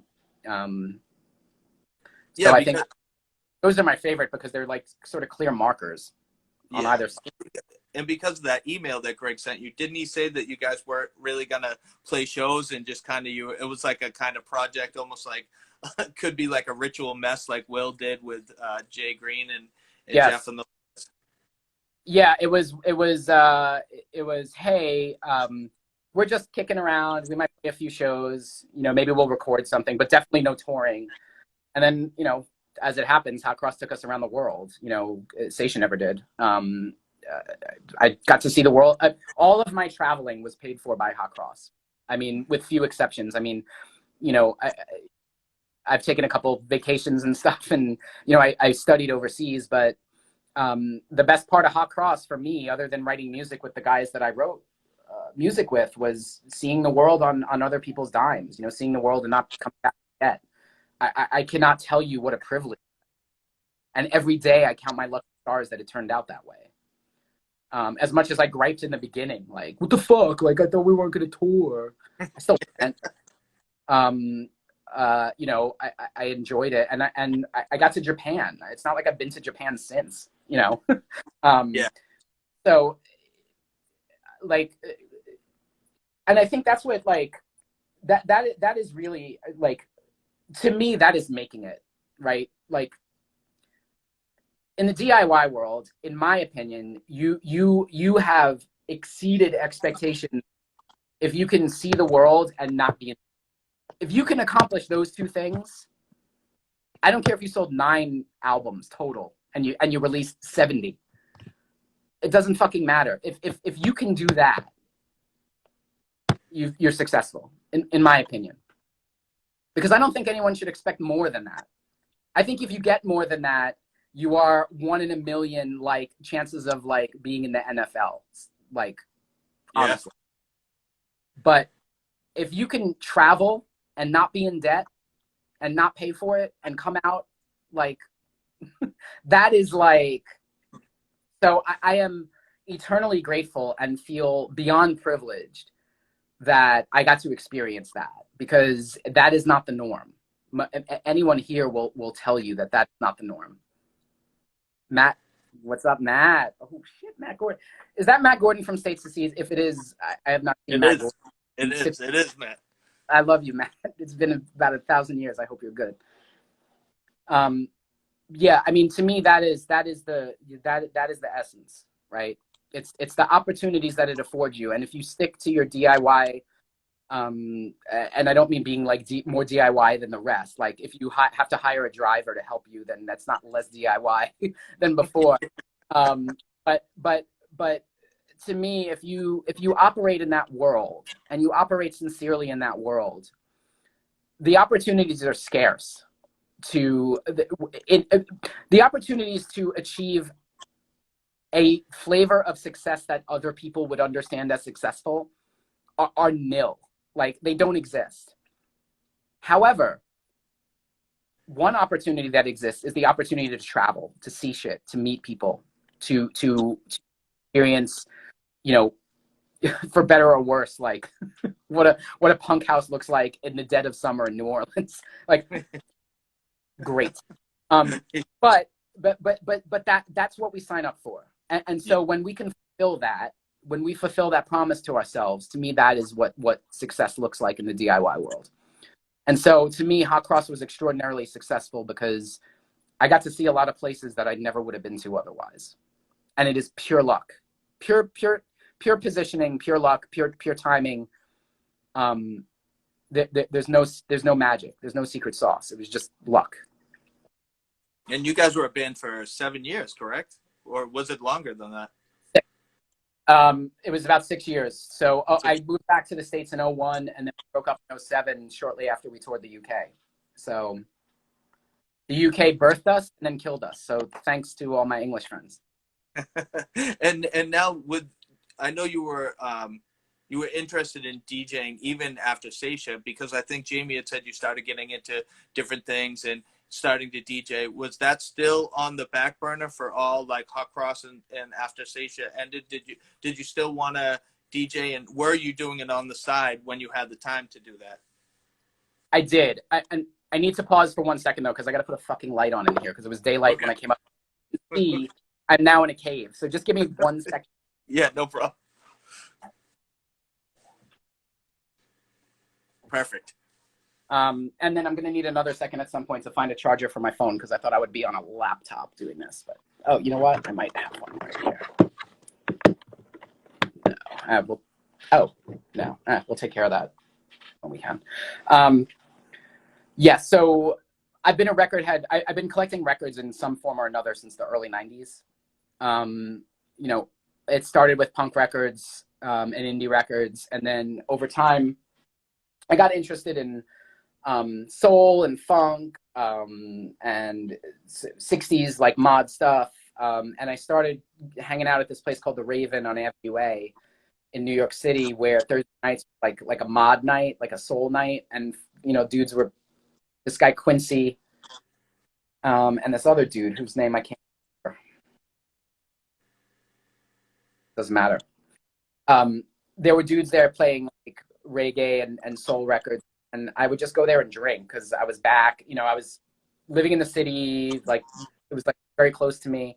So I started going there right before I left and shortly after I got back.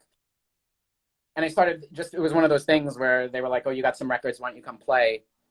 And then after a while, the Thursday night soul night became mine. And I was playing like Northern Soul tunes for like 9 people on a Thursday night off of compilations, you know, like I couldn't afford, you know, original records and all that shit. So that was my first taste of DJing was playing soul records down at the Raven on Avenue A, which was this tiny place. And like, you know, people that later became sort of notable people in New York in music and stuff were sort of all coalescing around there and would come through. So, you know, Ron Morelli from Devola of Lies Records, I think the Raven was his first DJ gig. I think my night was his first DJ gig. You know, who else? You know, James Murphy played at mine a couple times, like before, you know, when James Murphy was just like, you know, the guy working at a studio that was like a mutual friend of some of my friends. So it was just an interesting time to be doing that. And so there was a lot of sort of momentum and sort of energy in the air around it. And then I would say around 97, 98, right before I moved over, and maybe 99, a college friend introduced me to drum and bass and jump, which I had no understanding of or no familiarity with, other than knowing that it was a thing amongst like the kids in high school that went to raves, that I was around in like 93, 94. You know, a lot of the kids that I went to hardcore shows with and skated with, there was an overlap at that time in the mid 90s with like NASA and the New York City rave scene. I knew jungle and drum and bass through that kind of stuff, but I'd never like out and experienced it. A friend of mine introduced me to it, and then when I moved to London, that's all I did. I just, it was like, I went to my first party, and that was it. I'd never looked back. Yeah. So, you know, I don't know. You go talk to anyone that went to like Fabric on a Friday night in the year 2000, in like the fall of 2000 or winter of 2000 in London, and you will find a lot of people that like were inspired to do things with their time in music.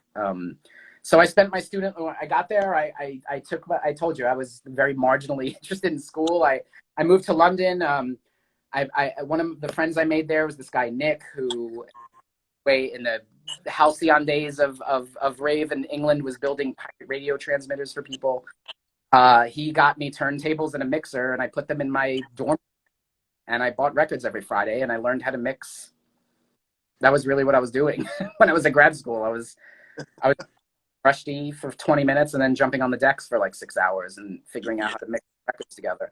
So that was really where it took off. And then when I moved back, I already had the bug. I bought the day after I got back. I bought, I think it was 2 days after I moved back to the States, I figured out where I could get used decks because I couldn't bring the London ones. You know, I sold them back to somebody when I left London, and when I got back here, it was like I got decks and, you know, kept going with it, and then, you know, led me into other genres of music. I got the big disco bug. Disco was like a deal for me for a long time. I played that, house, techno, everything. I played pretty much everything, but it was really what I really appreciated about the rave world, and what I still do appreciate about the rave world is that the essence of it, if you really seek out the real stuff, not the festival, not the EDM circuit, Mm. but a little deeper than that, it very much resembles punk and hardcore. I mean, it's very much a DIY culture of struggle.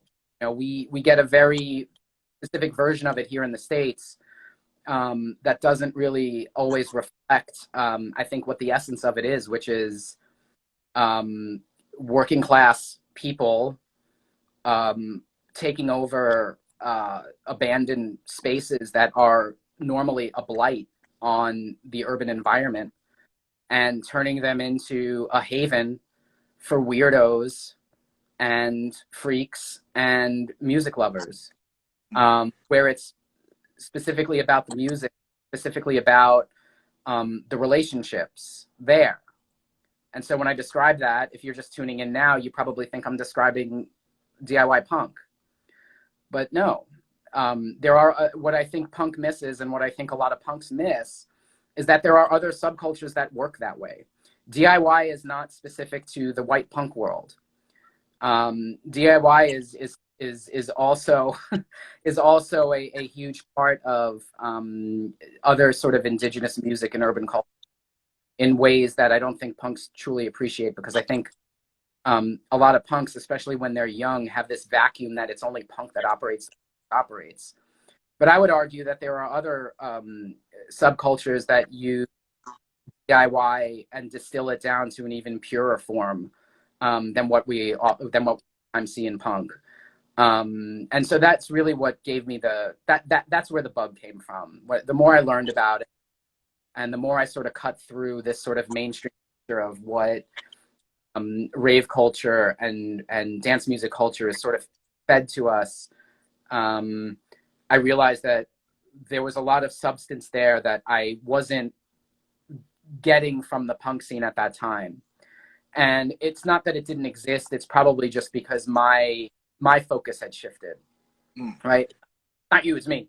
It was me, right? My focus had shifted, and I was seeking that sense of belonging, that high that we chase as DIY punks of getting that first taste of belonging somewhere. Raving is where that happened to me later on, when I was in my 20s. That's where it really that's where it really shut loose and made sense to me. And I could draw a direct line to it, to being in New York. I mean, as the home of the Loft and disco and a lot of that subculture born out of New York, it resonated in that way too for me. And now I live in Philly, which was another, a hub of that as well. So I was able to draw through lines from my own experience and my own background through dance music and rave culture and late night culture that I didn't really expect to find, and I was fascinated, and I'm still fascinated by it in ways that endure. But it's interesting to me to see how it's developed. Some people say it's taken backwards. Other people say it's in a place that is not really at its best. But it's the same conversations I hear about punk. It's the same conversations I hear about hip hop. It's the same conversations I hear about fucking jazz. I mean, everybody has these sorts of perspectives about the things that they're closest to and their own place in them. And I think that was sort of my experience with dance music, and why my interest in it has carried, I wouldn't say further than punk, but has made me more of an active participant in that subculture than I am in punk, and have been in punk for several years now. Yeah, I agree. I always compare underground hip hop to punk music and hardcore. The similarities just with the DIY stuff and the topics that they're talking about and the struggles and stuff like that. A lot of people that don't really listen to that stuff, but they're just opposed to underground hip hop, really don't know what I'm talking about when I say it's a very similar message. Like there are similar messages. Obviously, the newer hip hop stuff doesn't really have those messages. But if you dig deeper into the underground stuff, it's very, very similar to hardcore and punk, to me at least, because I'm a huge hip hop guy. I'm more of a late 80s, 90s boom bap style hip hop guy. But still, it's very, very relevant to nowadays. You know what I mean? And I don't know if you are a big like 90s, late 80s hip hop guy, but I am. So a couple things on that. I think that there are perspectives in hip hop that are not for me to understand, and I appreciate them. That as a suburban white guy in his 40s, that a lot of that music isn't necessarily for me to understand, and I appreciate it as that. And I appreciate it as an art form that I can be an outsider, and I'm comfortable being an outsider and recognizing that I'm an outsider and appreciating from the outside. I would never claim to be an expert. I would claim to tell you what I like and what I don't like. But I also understand that from the perspective of like my station in life, that I hear hip hop differently than other people do, right? We all hear music based on our experiences. And so for me, my perspective on hip hop is I have an appreciation for it. I have a love for the stuff that I love. But at the end of the day, it's a subculture that is not meant to cater to me, and I can appreciate that, and that's one of the things I appreciate about it. That being said, I think if you dig deep enough, you can find these through lines with anything. I think that, again, when we talk about musics of struggle, genres of struggle, punk are going to be, I think, very much at the top of those lists, and they should be. So I think that there's commonality in that struggle, but I think folks get lost in the details, and don't necessarily relate to those details, and think that because they can't relate to those specific details, that it's an alien approach. But at the end of the day, it's the same sort of DIY approach, where the personal is the political, and should be, and that's what I appreciate most about it. And so my aesthetic choices in hip hop, to me, are sort of, in some ways, are these kind of like arbitrary, superficial appreciation of like a beat or like a cadence or a flow. But when we get into a lot of the details of what's being spoken, I'm naturally going to be an outsider, because a lot of it I can't relate to. But again, I can appreciate that I don't have to relate to it. I just need to sort of support the struggle that it's giving voice to. Yeah. That is my responsibility. And so that's how I sort of think about hip hop and approach hip hop. That being said, I mean, that, like, I'm fascinated with sampling and the aesthetics of it. I mean, people are doing things in hip hop still, I think, that are mind-bogglingly forward-thinking. I mean, if you want to talk about stuff that's really ahead of its time, I think you look to hip hop and some of the folks that are operating in hip hop. The backwoods studios of the world, the More Mothers of the world, like people that are really, and I don't even know if you would call More Mother hip hop. More Mother is just More Mother. I think she just operates the More Mother genre, exactly where she needs to be. But when I think of folks that have done hip hop records, and I bring up Backwoods Studios and More Mother because they just did that album with Woods and More Mother, which, if you haven't heard, is, I mean, it is just mind-boggling. That's the kind of stuff that is really impressive to me, because to me, if a music sounds like it's from outer space, I mean, that's what got me into Jungle. I mean, Jungle sounds like it's like fucking outer space. It's like cinematic. It's weird. If you listen to it, you can't dance to it. I mean, that's what I want. I want the shit that just sounds like alien shit. Like, I want the shit that like doesn't sound like, I want the shit you can't dance to. I want the shit that when the DJ puts it on, everybody looks at each other and stops. To me, that's really subversive music that's out in the world. Yeah. So it happens in dance music, and it happens in hip hop the way we see it happening in punk. Maybe more so. But, and I don't know, did I even answer?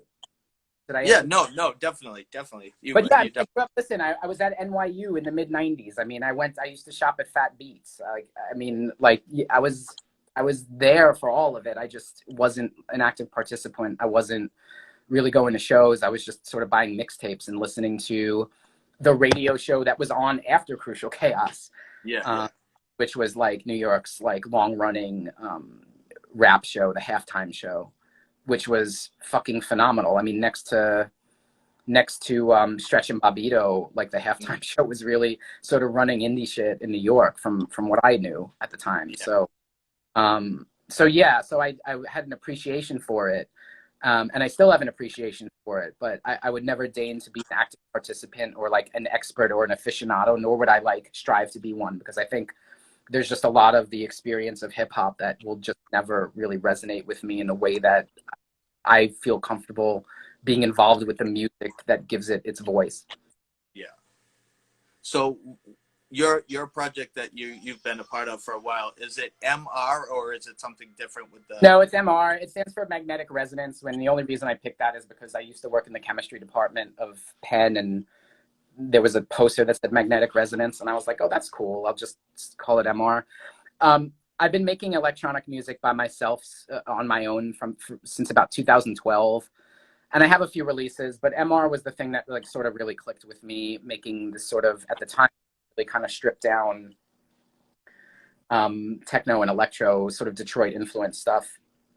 And since then, it's sort of evolved into more of like a more of like a dubby kind of feel, and more sparse, a little bit stripped down, and a little less dance floor focused. Yeah, So, but I am involved in it, and I am it. Like there's no one else. I am El Capitan, yeah. MR. And I didn't know if it was kind of like a performance. Like I don't know if you're familiar with Dustin Bouchon from Examination of the. He does a No, thing. no examination He, of them. yeah, he does a. He's called Father, and he does electronic music too. But he's Oh, like really. He does like a visual thing where there's smoke and yeah. visuals behind him and stuff like that. It's very interesting. I didn't know if that was something that you put into your stuff too as well, or. No, it's not. I don't perform live. I'm gonna get in a lot of trouble for saying this, but with with with some exceptions, I think that miss you too. With some exceptions, I think that let me put it like this: it is not in my brain or DNA to be able to perform electronic music live in a way that would not be impossibly boring and not worth watching. So I save people the trouble of seeing that. I am much more interested in being in the studio and getting incomprehensibly stoned and pushing buttons on the same four bar loop for hours at a time until like something sounds interesting. That is more my mode. Like I'm Yeah, sort of a of the studio and don't like to venture outside of it. So I'll DJ every now and again, but in terms of my own music, I don't really. I bought some equipment that's like, okay, well, I guess I could use this stuff like if I ever want to perform live. And I think when I get new gear, I'm like, oh, fuck yeah, like I can use this live if I ever choose to do live. And then I sit down at it and I learn to use it. I'm like, I don't want to do this in front of people. Like, how many times have I pressed the last fucking like the wrong button? Not like a DJing, you can sort of play it off and like people expect you to fuck up in some ways, but with that, it's like, no, I'm not. I don't want to put myself in that position. So I until I can competently use my shit on the fly without even thinking, and B, figure out how to perform in a way that is like in any way interesting or compelling. Um, I will do that, but right where I am now, I think people. I'm more interested in knowing that people are potentially listening to my music like in their home, zoning out. Hopefully, also incomprehensibly stoned, and where it to a degree where it actually makes sense to them. Um, that is more where my tastes are for what I do. It's I cannot really conceive of it as like a live thing right now. yeah, I have stuff that's like an AV thing that's like pre-recorded with my buddy Justin, who is a dear friend and does some visual stuff. But this is my hobby shit. This is like me being like a narcissist by even like letting people listen to it. Like I would be making this stuff whether or not it saw the light of day. And so it's kind of like some people build model airplanes. I fuck around with samplers. Yeah, yeah, nice. So Hot Cross ended in 2007, and you've been doing this electronic music.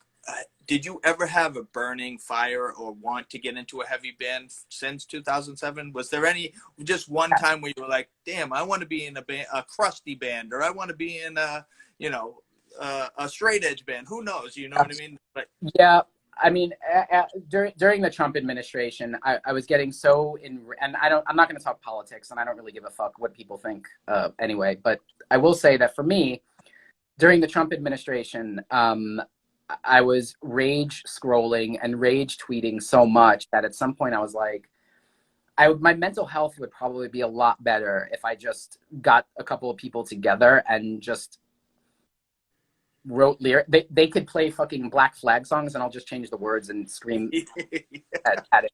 But it felt like, and it's interesting, and I think it says a lot about my engagement with punk as a whole. But I was interested in doing a band when it felt like it would be a coping mechanism for me.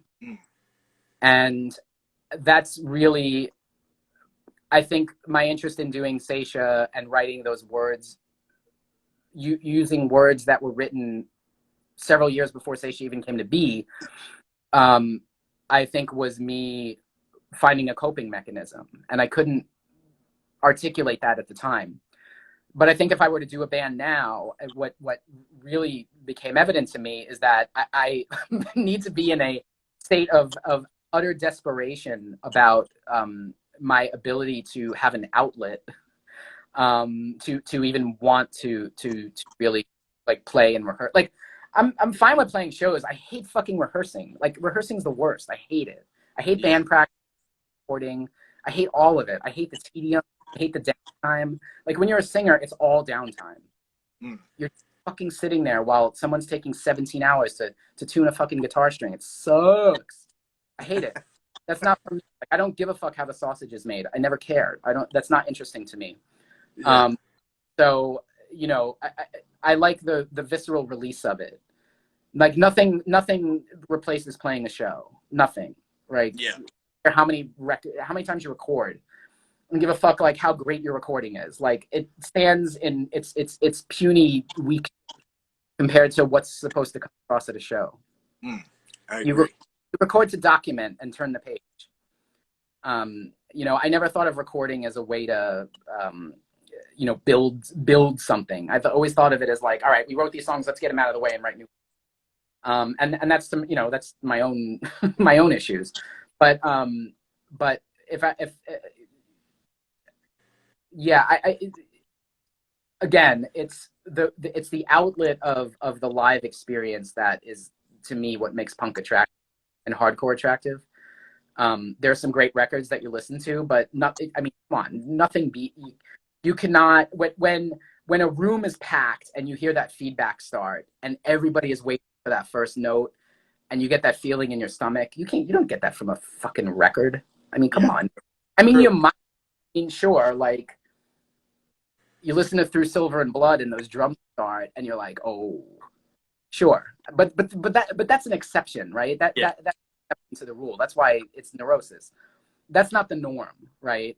The norm is the feedback starts. You don't know what the band is going to start with, but you don't give a fuck. You're ready to go off. You're ready to like happen to you that month, that week, that year, that life. You're ready to move. There's nothing like that. There's nothing like that.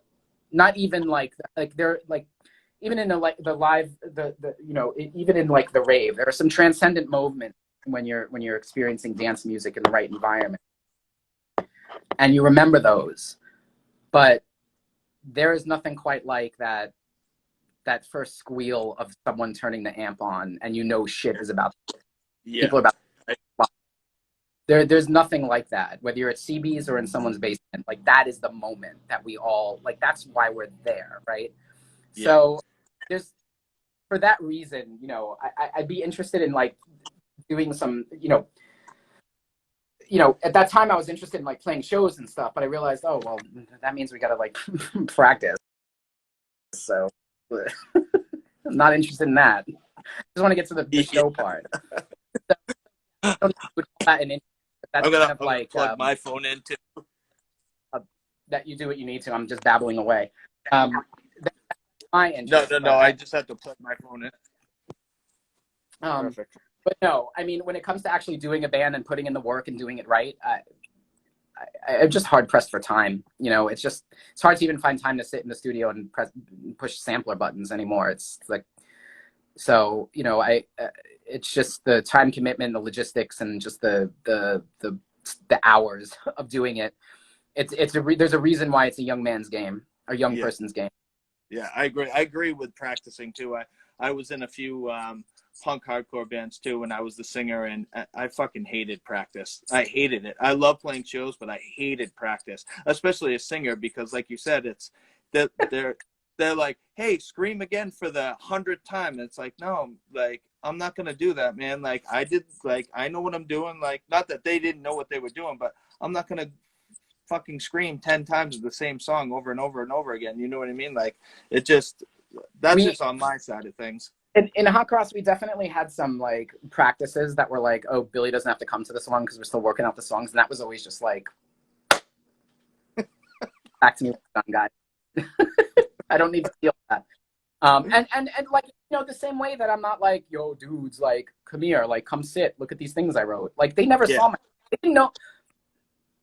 I can tell you that my bands didn't really know the lyrics until they like heard them enough times where they knew what I was saying, or they're like, what do you say at that part? Like, I never shared the lyrics with them really until we were like ready to record or like we needed them for layout. Like, so way that I wasn't involved in the music, like they weren't busting my balls about the lyrics. So we just kind of kept those on separate paths, and we came together and, you know, did what we had to do. But yeah, I mean, those parts of being in a band are not fun. That's not the glory. The glory that the amps go on, where people staring at you like this.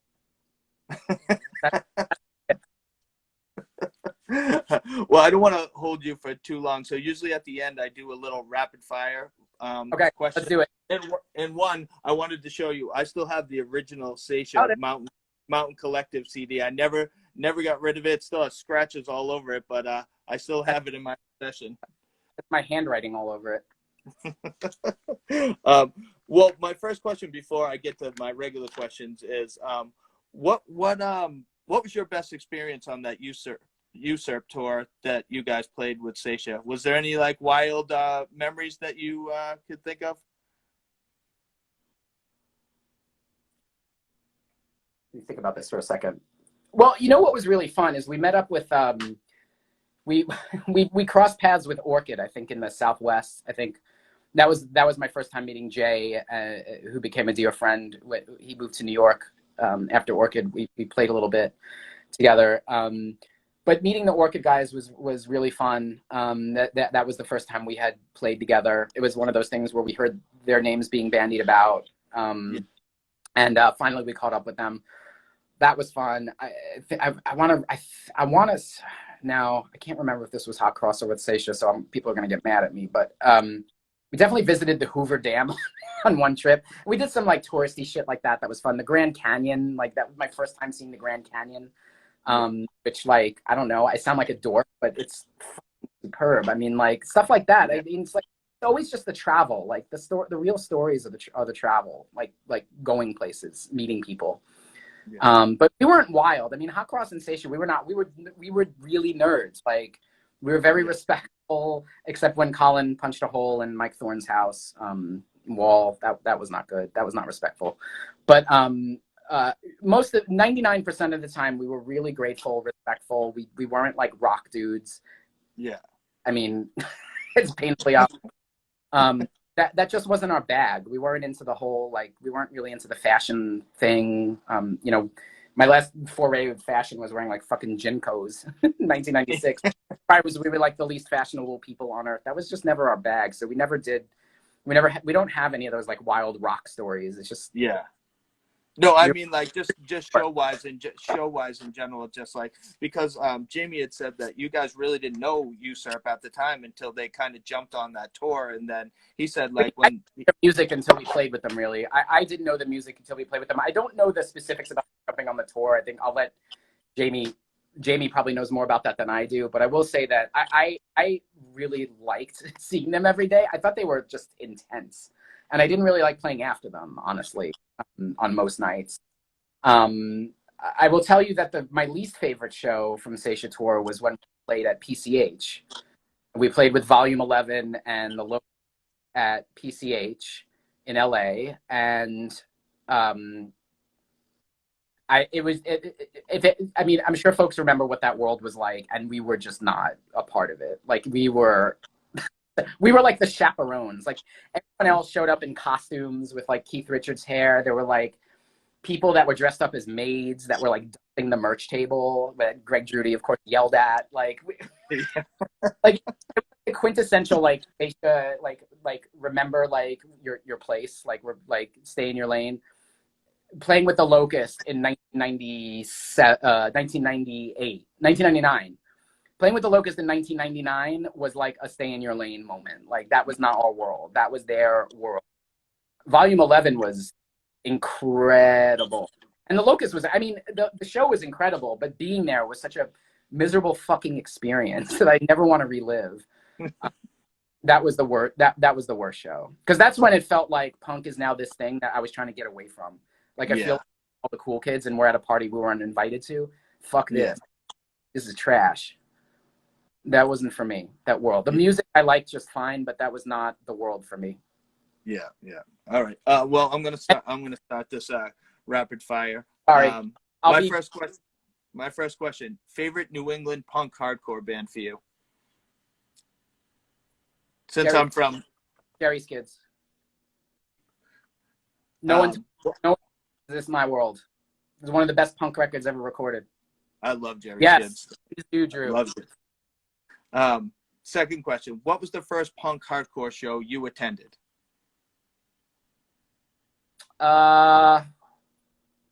Probably like, it was probably some like no redeeming social value at Bond Street Cafe. One of those like dime a dozen like fucking New York hardcore shows of like the dark ages of like the early 90s of New York hardcore. It was like trash like that. Yeah. I kind of like no redeeming.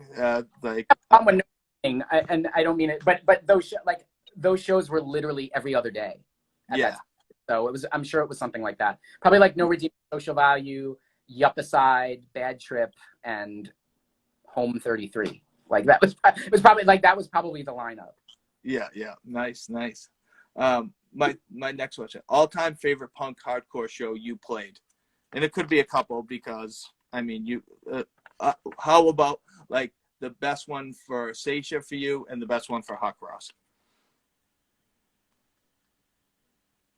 Saetia were like, I got to be honest. I mean, all the Saetia shows were like the same. Probably Nine Fest was probably the best Saetia show, I think, because it was just like all of New York like traveled down and we were all playing. And it was Adam Marino's last show with the band. And it was just like special. And that whole week was like a really great experience. And it was really fun. Other than that, in Hot Cross, shit. Probably, you know what? It was probably the first gig in Germany, which I think is actually, I think you can find it on YouTube.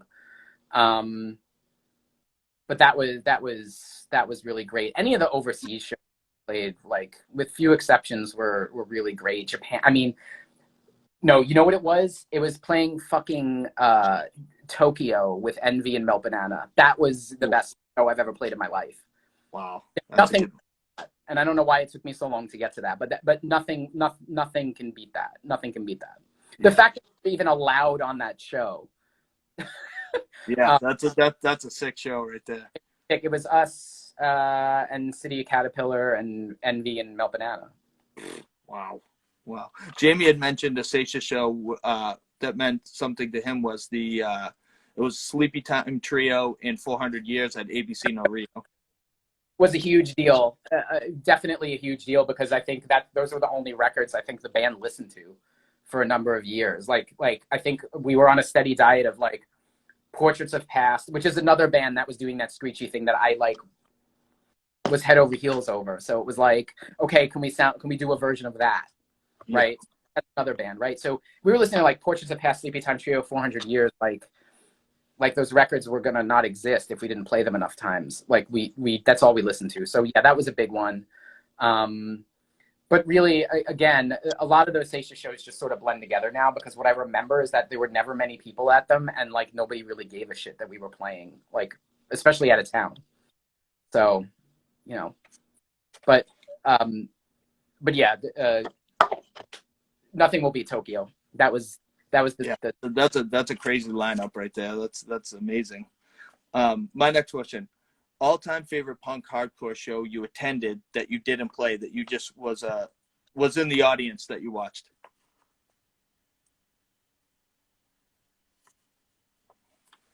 As hokey as it sounds, I can tell you that seeing Dead Guy 108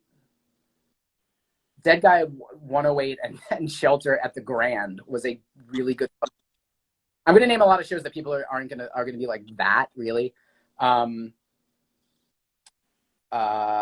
Honestly, I've probably seen Fugazi more than any other band, and I think those are some of the best shows that I've seen, punk shows. And a lot of people are gonna give me shit for that, but they were really great. Anytime I saw Melt Banana, I mean, fucking, this is what it was. Man is the Bastard at CBGB's, probably the best, and Neurosis playing Through Silver and Blood at CBGB's. Those two shows. Shout to Tyler King for fucking doing the work in the 90s, boy. And let's not forget Spaz and the Get Up at CBGB's. That was another. So I would say those three are probably the best. And another great Saetia show is we played with Men's Recovery Project when we weren't supposed to in Boston. Actually, we played a show that Alex Dorfman put on at a little DIY show, and then they threw us on a bill with Recovery Project in Boston that same day. So we ended up running another set. No kidding. All this stuff, I should have been prepared and thought of this stuff before, but anyway, go ahead. Fire. I'm sure people are fucking glazing over this. We've been talking for. My next question. I'm a huge movie guy. I watch movies all the time. On my spare time, I know being a father, it's rough to get any spare time as it is. I barely get any. I work 6 days a week, and then I have 2 dogs, wife, and my 2 daughters. So literally trying to squeeze in some me time is almost non-existent. But I try to pinch in an hour and a half or 2 hours, like here and there. My question is, what was the last movie you watched?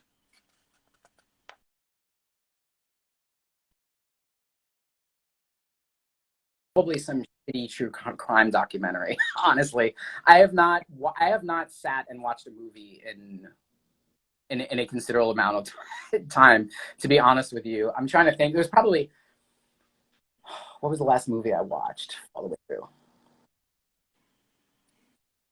I will tell you one. A documentary that I watched recently that I really loved. It's on Netflix. It's this one about so sorry about this. I'm sure you were like, oh, Billy must be into like all these obscure Godard films and all this shit. This documentary on Netflix about like these when the Soviet Union collapsed, these dudes were buying like Soviet military equipment for drug cartels, for South American drug cartels.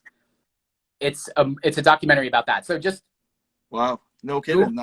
Search it on Netflix, but it's fast. It was amazing. It's one of the best things I've seen in a while. It's an insane story. It's just this. Yeah, that sounds interesting. That sounds definitely interesting. Guys get busted running this ring out of Florida where they're like going to the Soviet Union, because apparently when the Soviet Union collapsed, you could buy like military helicopters for like $100,000. So they were buying military helicopters for $100,000 and then selling them to drug cartels for like 10 million. It's like one of those things that like doesn't even make sense in reality, but that is probably the last movie I watched, as depressing as that is. I'm a big fan of Forensic Files and Dateline, so that those 2 pieces of shit. Operation Odessa, thank you, Phil. Operation Odessa is the documentary you want to watch on Netflix. Otherwise, all of my like intellectual time gets taken up by absolute dog shit, like Forensic Files and Dateline, and just utter crap. Because after a day of work and parenting, I just want to sit and like stare, and I don't want to think. So to your point, I pick some lowest common denominator shit, and I'm probably decreasing my IQ on the daily. But that's Hey, where my wife says the same thing. The exact same thing you just said. She says that. She's like, I don't want to think about like, you know, I don't want to try to concentrate on a movie. I just want to put something in the background. If I hear it, bits and pieces of it, I'm good with it. You know what I mean? That's exactly how she is. yeah, I'm in that lane. That being said about movies, I hate to ask another movie question, but favorite all-time horror movie for you? Favorite all-time horror movie for me? Probably. So I was a big Fangoria and Gorezone reader when I was like a kid. So I go back to the movies I learned about in those. And Mike Berdan, if he's still on, he's probably listening. He's like my guiding light as it comes to horror movies. But I think probably a classic like Last House on the Left or Reanimator. Some of those really sort of low budget 80s VHS, really ham-fisted, like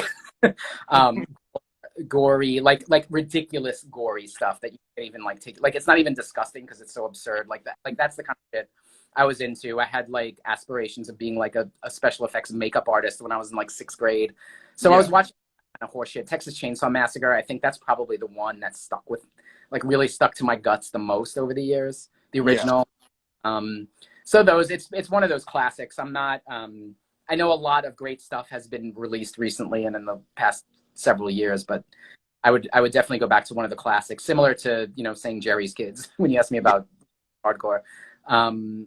So I would say like Last House on the Left, Reanimator, Day of the Dead, Dawn of the Dead. That those will. Have you ever seen this is an old movie right in that vein. Have you ever seen Blood-Sucking Freaks from back in the day? That's like you said, over the top ridiculousness. It's not even a gore. Like, it's so when I was ridiculous. that was the kind of movie that you didn't like tell your parents you wanted to rent, and then you had to like seek out a video store that actually carried it where I was, like, because I was in the burbs. I grew up not in the burbs, but I was out in Queens, so like we weren't getting like the obscure like selections, but I ended up finding there was a place near my house called Funny Farm Video when I grew up. Funny Farm Video had the only copy of Blood-Sucking Freaks probably in our zip code, and so and I also saw Faces of Death and all Faces that. of Death, yeah, that's it, yeah. So yeah, that's sort of 80s VHS world. That's kind of what I grew up. Yeah, me too. I definitely me too. I got 2 more for you. Okay. If you've been listening to hip hop, what have you been listening to lately? Could be new, could be old stuff. Just in the past, like, couple months, have you been listening to anything hip hop wise? I'm gonna be really cliche shit. Like, I love the Griselda stuff. I love the Backwoods Studios. Like I said, the More Mother Billy Woods record is like that is the one right now for me. But I really like the Griselda stuff because like it sounds familiar. It sounds like all the shit that came, like a lot of shit that came before it. Like I'll always be like a '90s head. Anything Alchemist puts his name on, I'm like I'll listen to it at least. Yeah. Did you enjoy did you listen to the Freddie Gibbs Alchemist? Yeah, Alfred. I have both of those. I really like. Oh no, not the Alchemist one. I thought you meant the Madlib. I have the 2 Madlib ones. I'm a big like Stones Throw fan. All that shit. I like all that. Yeah, yeah. And honestly, I gotta say, like, and this is gonna really be showing my age, but like, some of the radio shit I hear, some of the shit on like Sirius, like they play on like Hip Hop Nation, stuff like that. I'm like, I love the production. I love that a lot of these kids are making stuff in their bedrooms and it's becoming like multi-million sellers. Like that to me, you have a kid with an iPad and Ableton on the computer and like, a couple pieces here and there, and they're making shit that people that were rapping for 30 years are rapping over now. Like that, to me, that's what's really exciting about it. That's what's really interesting to me. So I wouldn't say I'm an enthusiast, but I'm happy to check out those artists. Those are probably my favorite. I always catch shit because I'm older. Like I said, I'm 49, and everybody's always, Biggie Smalls was, I mean, I like Biggie Smalls and I like Tupac and stuff like that, but I'm older, so I was listening to older stuff before that. And I feel that, when Fife and Prodigy and Sean Price, when those people passed away, it impacted me a whole lot more than like, Biggie Smalls and Tupac did, just because like I was more into those, like that, when Sean Price passed away in Prodigy, that in Fife by far, those hurt so much for me. And now that Shock G had just passed away too, Yeah. and also Double K from People Under the Stairs. I'm a huge People Right. Under the Stairs fan. I mean, all my raps like heroes are passing away, and I always catch shit though, because everybody is saying like, Biggie Smalls is the greatest thing that, and those guys were way more impactful hurt wise in my heart. What did you feel when all these, in the past 10 years, all these great rappers had passed away? Well, you know what? It's the Shock G thing hit me because I never realized what a G that dude was. I mean, I'm one of these people that sort of in retrospect came to appreciate him and Underground. I knew the Humpty Dance, and that beat is just I mean, that bass line is just savage. I mean, that should stop you in your tracks every time. It doesn't matter how many times you heard it. Yeah. But Doom really broke me up. And MF Doom. Sorry, I forgot about that. Yeah, true. Like that was the one that I think out of all of them, that was the one that I probably felt the most.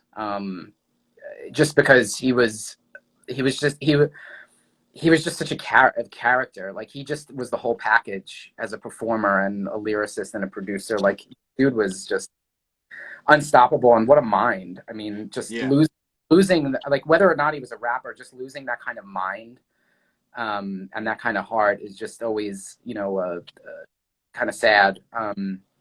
But he was probably, I would say that he's the one that kind of hit me the hardest. I mean, I lived in New York when Biggie died. I remember like it was all over the news. The procession happened and all that stuff. I mean, I was around for that. I'll always love Biggie because I grew up in New York. But yeah, but really, I think out of all of them, I think speaking from a contemporary perspective, I think Doom is probably the one that I think was the biggest loss for me, and just broadly speaking. Now, were you a KMD fan? Yeah, I mean, KMD, third base, all that. I mean, that was when I was in junior high and high school. So, I mean, yeah. All right, so I have one more question, and I'll let you go. Like I said, I know me and you being fathers, I know like time is of essence. Time is of essence. So I've probably been asleep for an hour, so that's not an issue. But I am down to like a little red battery line. So. Yeah, so I'll throw out this last question. Favorite Saetia song to play live, and favorite Hot Cross song to play live? So for Saetia, it's definitely what we called the French song, the first song off the album, Notre Langue Nous Tente. And then for Hot Cross, probably Lend Me Your Brain. I'm Building an Idiot, because I got to say that to people out loud, and I'm juvenile. But yeah, I think anything off that first EP, because just the chaos of playing live was always like the most fun I had, right? So that's why the first song on the Saetia LP will always be the Saetia song that I'll want to play. Yeah. And I think we really nailed that one. But yeah, definitely. Yeah, that comes out like gangbusters right off the bat on that Saetia. And it's kind of like, I kind of wish it didn't, because like to me the rest of the LP, you're just kind of like, oh, that's cool. But that's my favorite song is Corporeal. I like Corporeal like the best, just because like that's my favorite song on the album. Fair enough. I have nothing to add to that. Well, on that note, I mean, I want to thank you so much for doing this. I appreciate it. It's been super fun talking, and like I said, let's stay in touch. Anything you need up in New Hampshire, if you ever do, get into a band and you need shows up in New Hampshire, I'd be glad to help out. but let's Thank stay in touch, and I wish you well, and I hope everything, you know, all your family stays safe. And thank you once again. Appreciate the opportunity. It was nice to, it's fun to talk, to bullshit about this stuff. So thank you. And thank you all that listened this long. That's an achievement. Appreciate it. All right, Billy. Take care. Have a good night. You too. Thank you. Thank you.